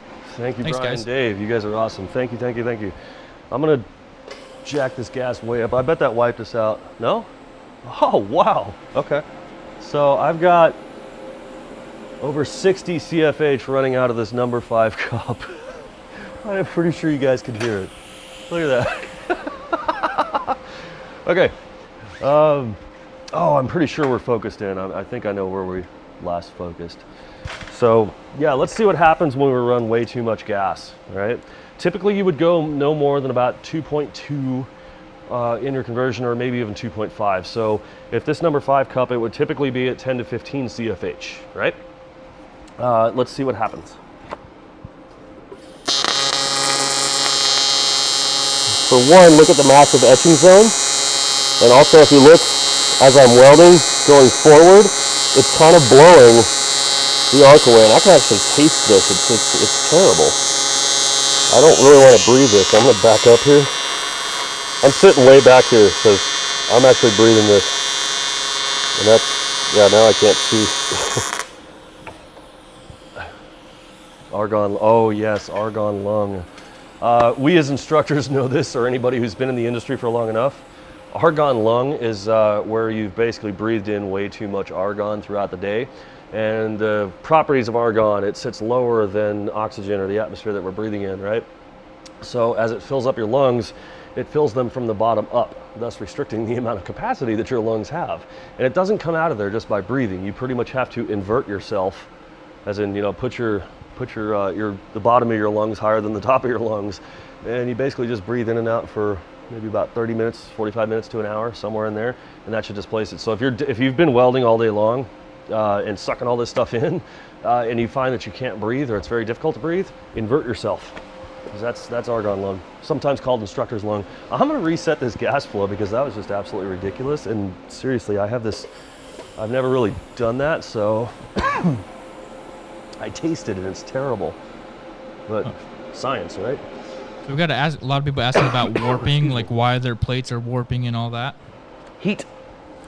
Heat is all about the time. How long have you been sitting there? Because if you're sitting there for long, it's going to keep on building up. The heat's going to build up. Heat is time, not amps, not anything else. It's all about how much time you were in there and the amount of heat that built up with it. So if you want it to not warp on you, if you want it to not bow and get all crazy on you, then you need to move through it a lot quicker.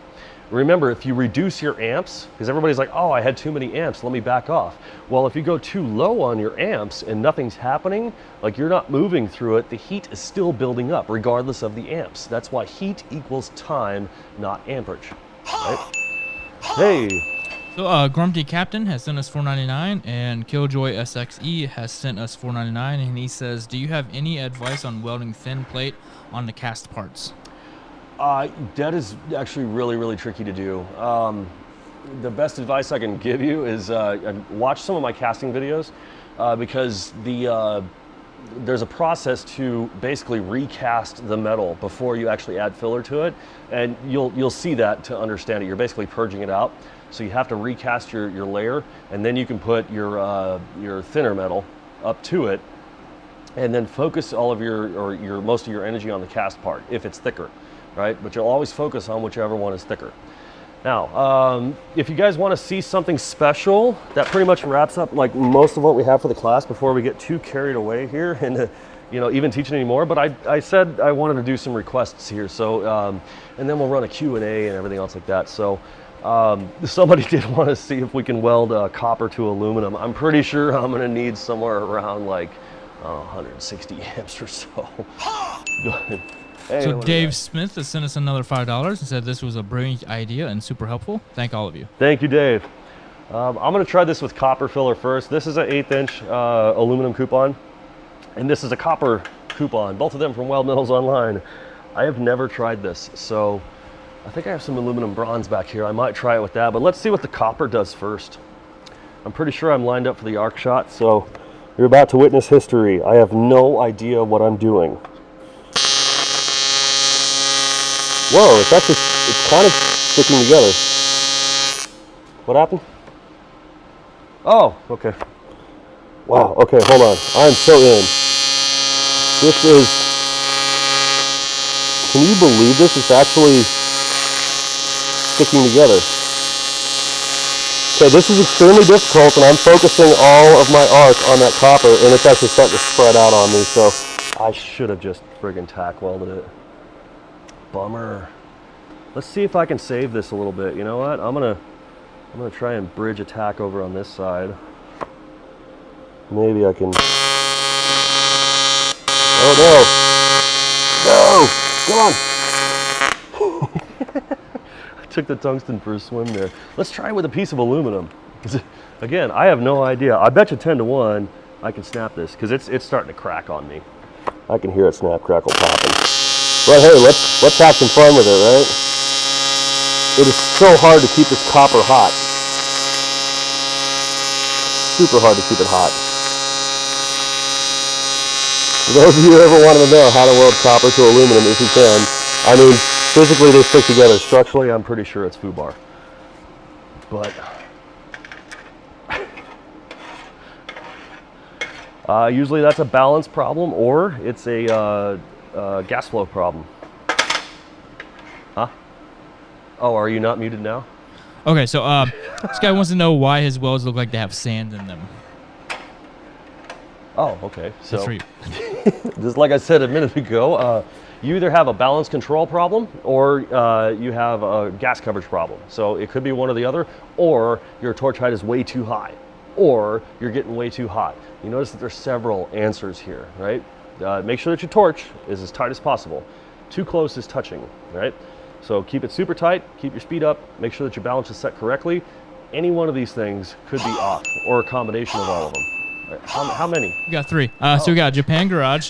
He says, can you show us how to weld are giving any advice on welding intercooler pipes. And then we have Corey Sherrod sent $20, and then 134 Zinga says $5. He says he agrees with Dave on this live class. He looks forward to an advanced class with like stainless tube or something like that. Yeah, we'll get into those definitely, providing that this well, theoretically it went well. I mean, people are super receptive to it, and we're learning, and I think we're definitely going to keep on going. I'm pretty sure I'm going to edit this down and then play it back again, or re-upload it. But here we go, aluminum to copper. No.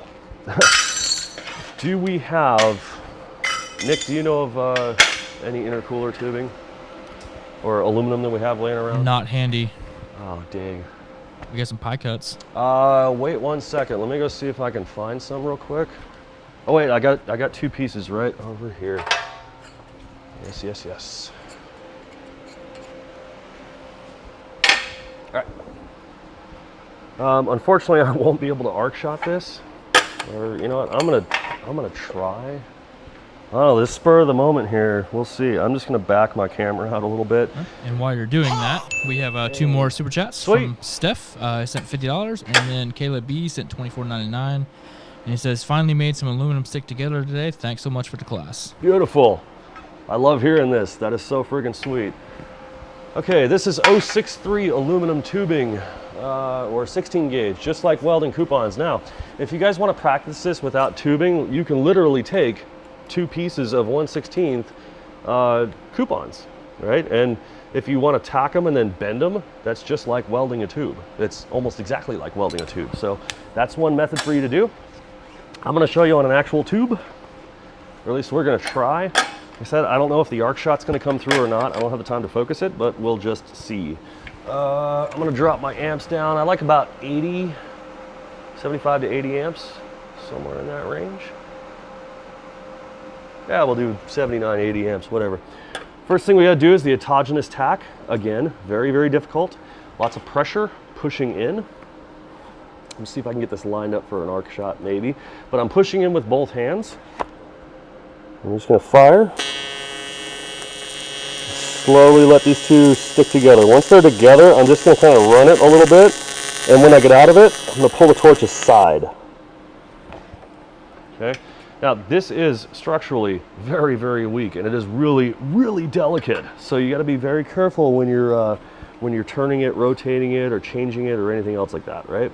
Let's see if I can get in position again. We're going to do another tack.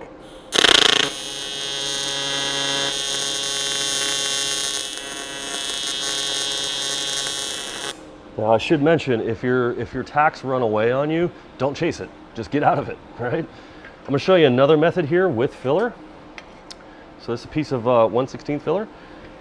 Now, I'm going to have it in my hands, and I'll turn this way so you can see, but it's in my hands as they're pushing the 2 pieces together, and it's just my 2 fingers, just like this. And we're just, as soon as I get that weld pool, I'm just going to tap a little bit in there, and then move from there. Let's see if we can get this in an arc shot. So we got my pool, little dab, and then I'll get out of it. Did we get that? We got that, all right. I'll watch that playback later. So you always want at least 4 tacks, or at bare minimum you want 3 tacks, but if you can get 4, always tack in quadrants and in opposition, meaning go 180 degrees and tack again. Here's another one with filler. Uh-oh, see, that one kind of ran away from me. No big deal. I caught that one, but if it totally does run away or whatever, you blow a hole in it, don't chase it. Just get out of it and then reposition, try again. All right, this is a very awkward angle. I'm going to attempt to do this, but let's just see. I can't see it very well, and I'm trying to hold it in focus of the camera, but you know, it's been pretty successful so far. Here we go.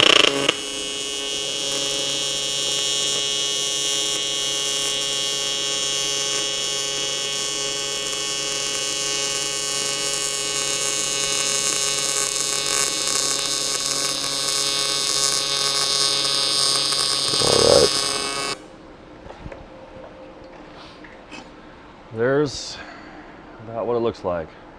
Inside, I do have full pen. All right. Yeah, I haven't done one of these in a while, and that actually came out quite nice. I do have to do some a little bit later though, but hopefully that works for a decent demonstration for you. The trickiest part is that you always have to be perpendicular to your root. So if you start with being able to see over it like this, when you come up, people's arc usually blows out because they fail to rotate the torch with it. You have to be able to rotate the torch so that way you're always perpendicular to your root.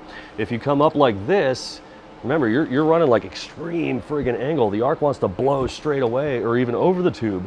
And if you weld over the tube or you get past that top point and you start working your way over, then you're gonna start inducing the gas. The gas is gonna wanna flow down this side of the tube, thus sucking in or drawing in like a Venturi effect to pull in atmospheric gases. That's when you get to the top and everything just seems like it just blows apart. That's why, because you crossed over that point where it's starting to draw gas in.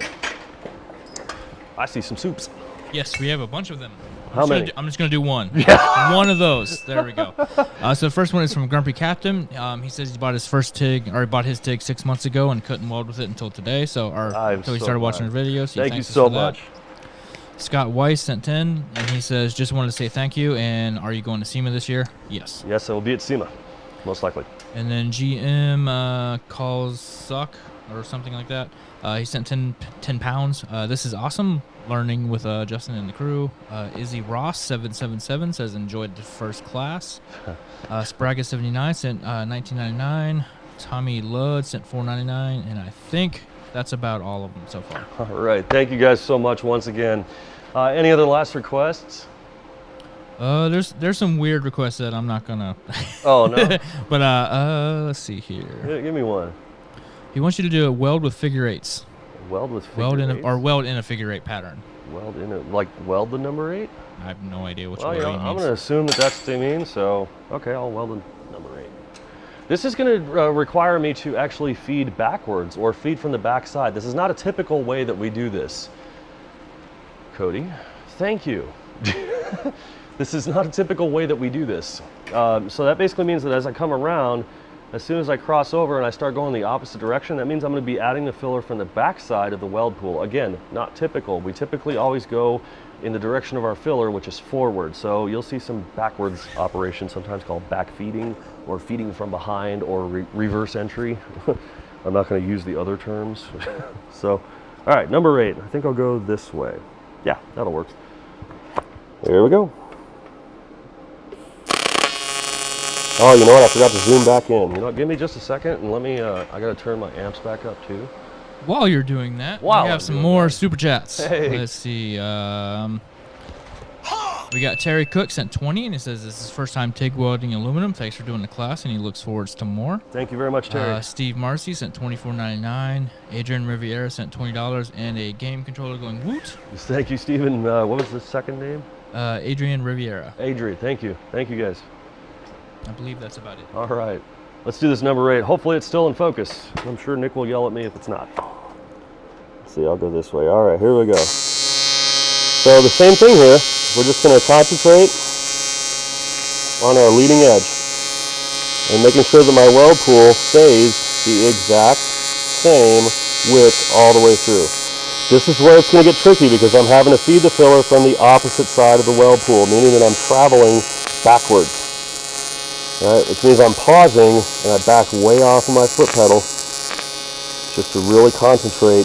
But no matter what, I'm still just keeping it a 1/4 inch or 6 millimeters wide and controlling it. Weave pattern. All right, well, so what? I made a number 8. All right, another one. Let's do some weaves. So we got Greg Russell sent $20 and says we are amazing. Thanks. Was that Greg? Gregory Russell. Gregory Russell. Thank you. All right, you know what? I'm going to do a 1, 2, 3 dab here. The old 1, 2, 3. So we're going to start out with a single row and just a single line. Okay, now I'm going to move to the side and we're going to go back and forth. Now I have to really concentrate on my weld pool here. If I move and I notice that it's the weld pool staying behind, then I know I'm way too hot. If it's really, really clumpy, then I know that I'm way too cold. So now let's put one in the middle, in between. This is our 3 dab, or sometimes called our braid. running it just a little bit hot and trying to back out of it a little bit. And I'm running out of filler right now. I should have warmed up with one. Ah, dang it. Ran out of filler. Anyway, hopefully you get that one. So James Green has sent $19.99. It says he just asked if you ever weave with aluminum, and yeah, we just did that. Just did it. Thank you very much. Was that James? Yeah. So we have several other people asking about lift arc. I've been seeing this all day, asking about lift arc stick. And I can probably, let me see if the Prime does lift. I don't think it does, but let me unplug the pedal here and see if maybe it will. Nope. Let's see, hold on a minute. Switch over to MMA, AC. Oh, the gas isn't going to turn on though. All right, watch what happens with no gas. Yes. That probably counts as another spoiled tungsten. That brings me to 3. 2 of them were demo tungstens though. Must, note.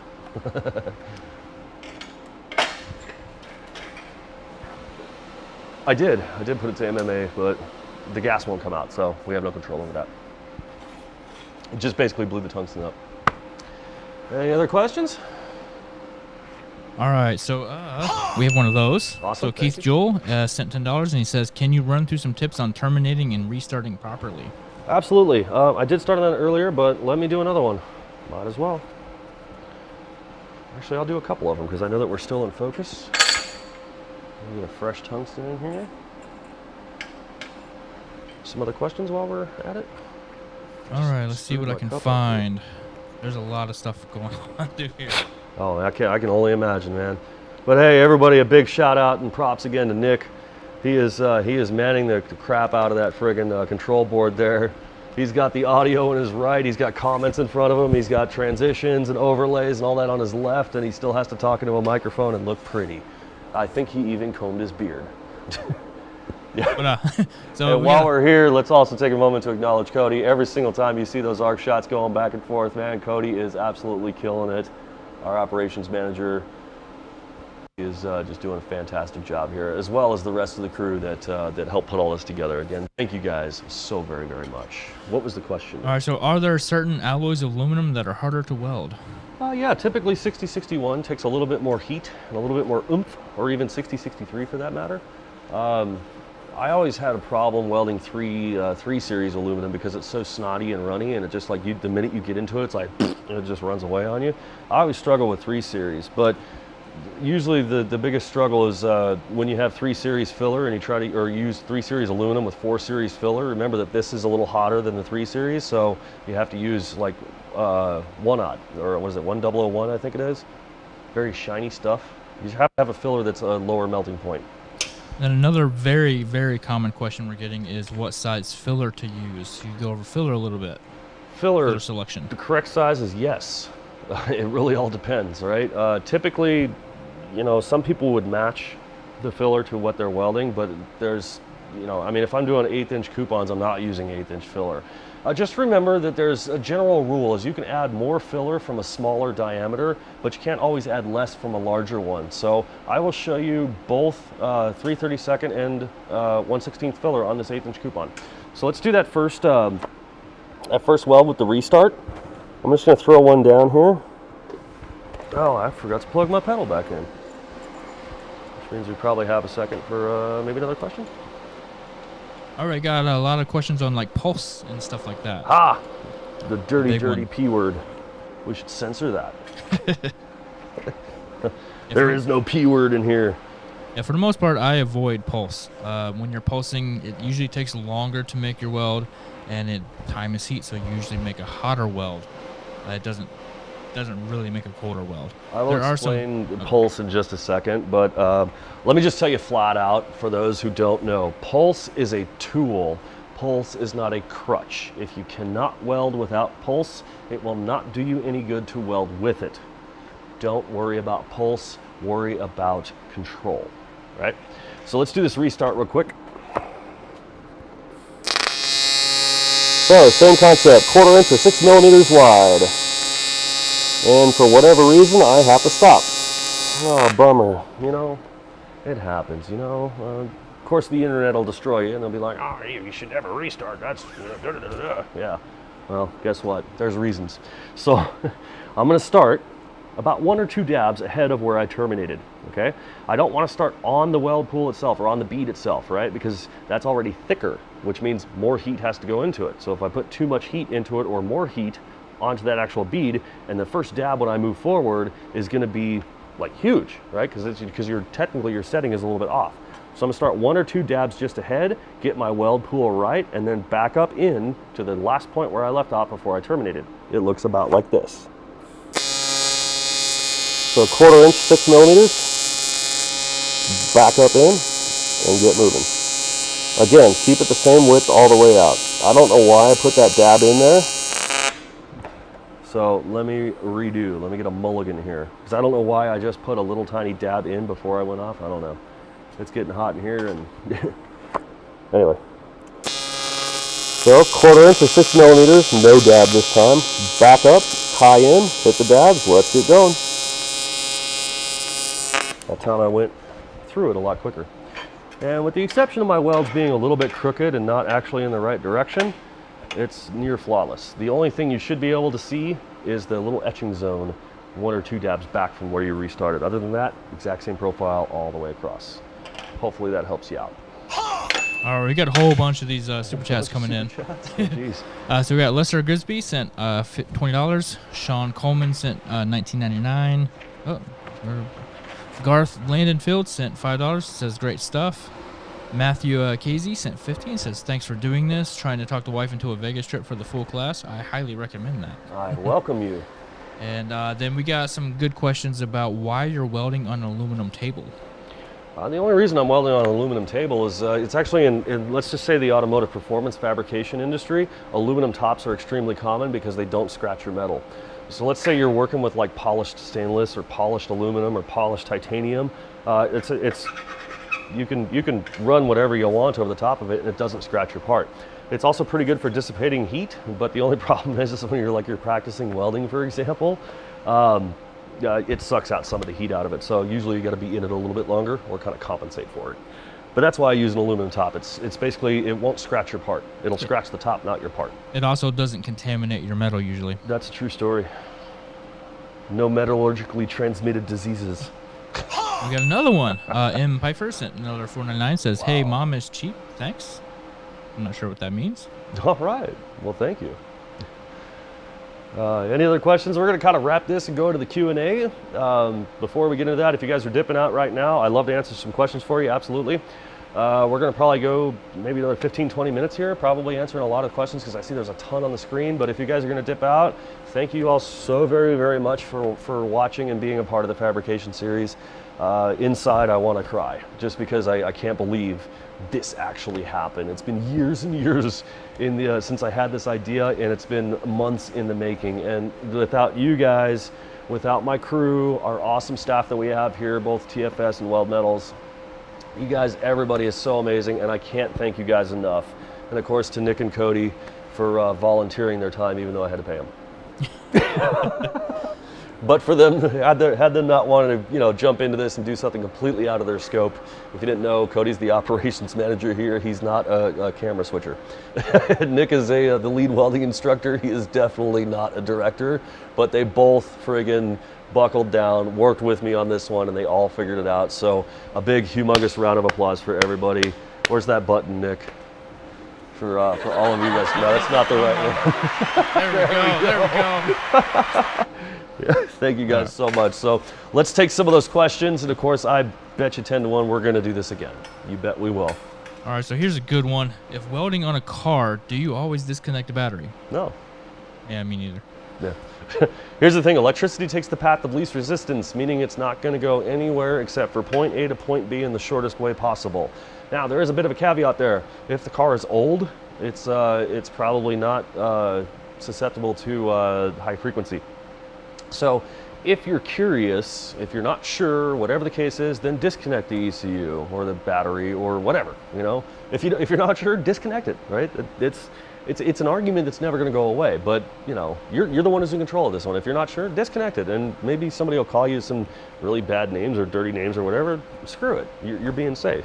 We'll just take, you know, let's go overhead.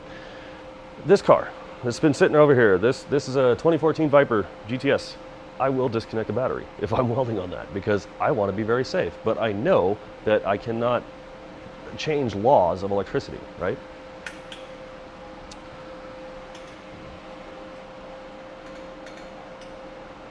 On aluminum, no, you technically don't. It's good practice to do that, but you technically don't. You want to roll it back to you.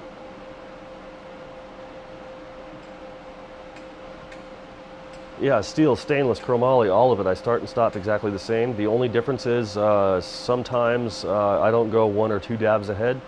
Sometimes I just go maybe just 1 dab ahead or just halfway across the weld pool. Especially with stainless, you gotta get moving fast on stainless. You should be in and out of that thing in about half a second. Yeah, we typically clean the filler metal. I mean, if you're, here's the thing. I'm gonna go off onto a little bit of a tangent here, just because the internet says, and I can't stand half of the stuff that's out there.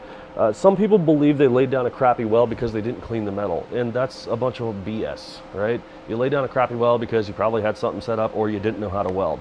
And they talk about, oh, I scrubbed it with a, you know, with a stainless brush, a dedicated brush. I wiped it with acetone and my weld still looks like crap.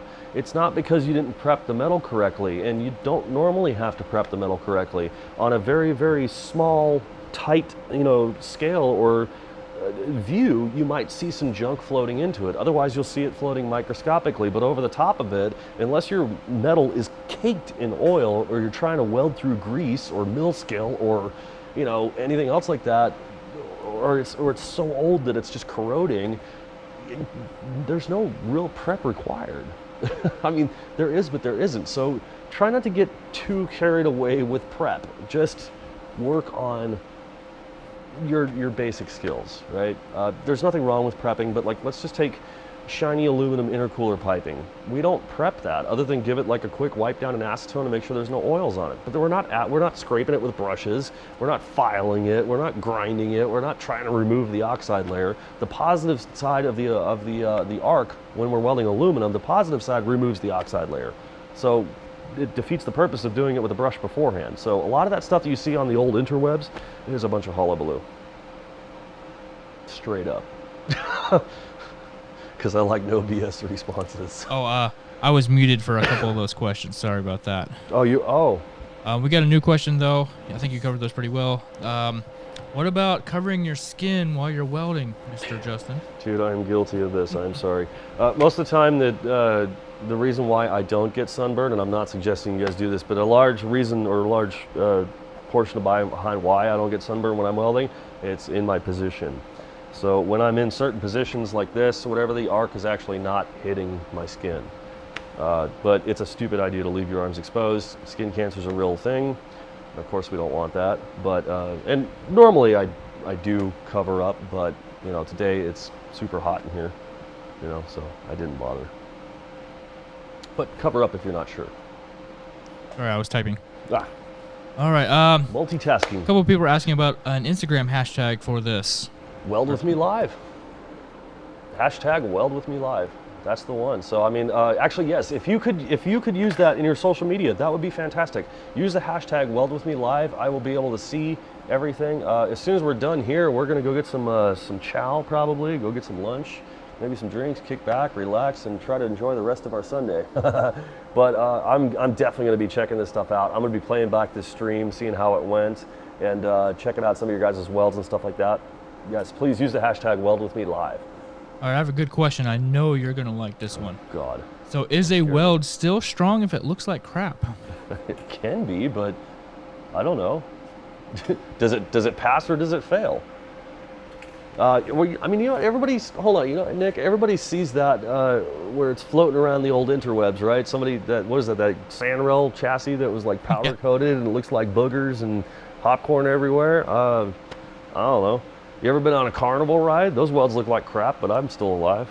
Yeah, I'd recommend just walk around wherever you are and just start looking at welds, and you'll see some crap on there. And it's been there for 20, 30 years. So The weld has to do its job. If it does its job, whatever. Damn Skippy. However, I'm going to specify here, or put a little caveat in there. If that's not a reason to just lay down a crappy weld. Be like, oh, it looks like crap. It'll still hold. No, go out and advance yourself. Advance your skill set. That's how you become more marketable as a person, an employee. You know, everything. You got to keep on pushing and striving to do better. You know, maybe your weld looks a little bit off or looks kind of crappy, but it holds, right? That doesn't mean you're gonna make a career out of making crappy welds. you gotta work on that. You gotta practice. That's what things like Weld Metals Online, that's what it's there for, you know? Just sit down and practice. All right, so does the tungsten have to be changed when going from aluminum to steel? Technically, yes, it does. It's not because of like the ionic flow or whatever of the metals, and technically if you get into a microscope that does make a difference, but it does because it's no longer pointy.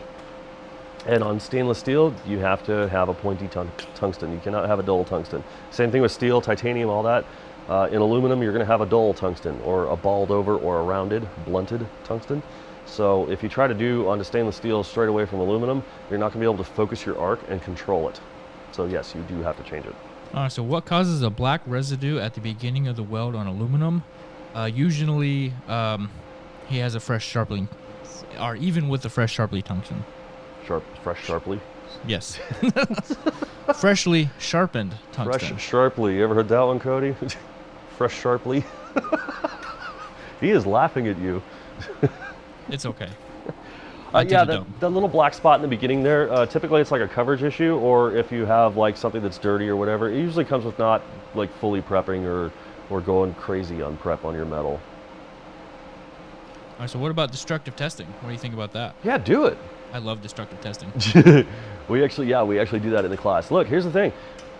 Make a weld and break the thing. Cut it in half, snap it, whatever. See where it fails. See where it fails, see what failed. Now, here's the thing. Structurally speaking, you can't just say, oh, that passed this. Well, how much pressure is this? The application of a weld, the engineering behind the weld, the structure behind the weld, why it has to be that way. That means if you made a coupon here on the table that didn't break when you tried to snap it with pliers, doesn't mean it's gonna hold a building together. So, you know, you gotta be able to cut your welds or destroy them or bust them up to see how and when they failed or why they failed. You have to be able to look at this, and that's why we do it. Destructive testing is a great thing. Hey! Some chat from Dan Durante, $25, and he says, experiment, TIG with leftover flux core MIG wire. I do not have any, otherwise I would try to do that. Or do I? No, I don't. No, all I got is aluminum back there. No Well, flux apparently, fresh sharply is a word in New Mexico, so Fresh sharply? I'm good. All right. Give it up for New Mexico. So, is back purging stainless always required? I say it is, absolutely. You know why? Because if you fail to back purge, a really interesting phenomenon happens with stainless steel, which is called carbide precipitation, also known as intergranular corrosion. It basically means that the weld on the back side of the stainless turned into a sponge. The consistency of a sponge it sugars up. It looks like cooked sugar, but it sugars up. The consistency of it goes away, and that burns into the weld, not just the outside of it. It's not just like a covering of the weld, it burns into the weld, thus reducing its strength. You're literally being held on by a bunch of tiny holes. So yeah, you have to back purge it in order for that to not happen. And of course, the internet's gonna sit there and tell you, well, I did this for like 20 years ago and it's still holding. That doesn't mean that it was done correctly. That doesn't mean it's not gonna break now. That doesn't mean it's not rusted to crap on the inside. So think about it. You remember, you gotta be honest with yourself when you do this stuff. I mean, maybe the rest of the world won't, but you will, or you can, and that's gonna make you a better welder, a better or more professional, and also, you know, you're gonna feel better about doing it. If somebody wants to go down the road for a bargain, let them go. All right, I think that's about it on those questions. I think we covered just about everything. All right, I think that's about really gonna wrap it. I think we need to go enjoy our Sunday here. So, on behalf of the entire crew, let's get that wide one rolling. Come on out here, Nick. So for everybody who joined in, again, I thank you all so very, very much. For Nick and Cody for joining us here. running everything. You guys have yourself a very fantastic Sunday. We are out of here. Thank you for joining us for Weld With Me Live.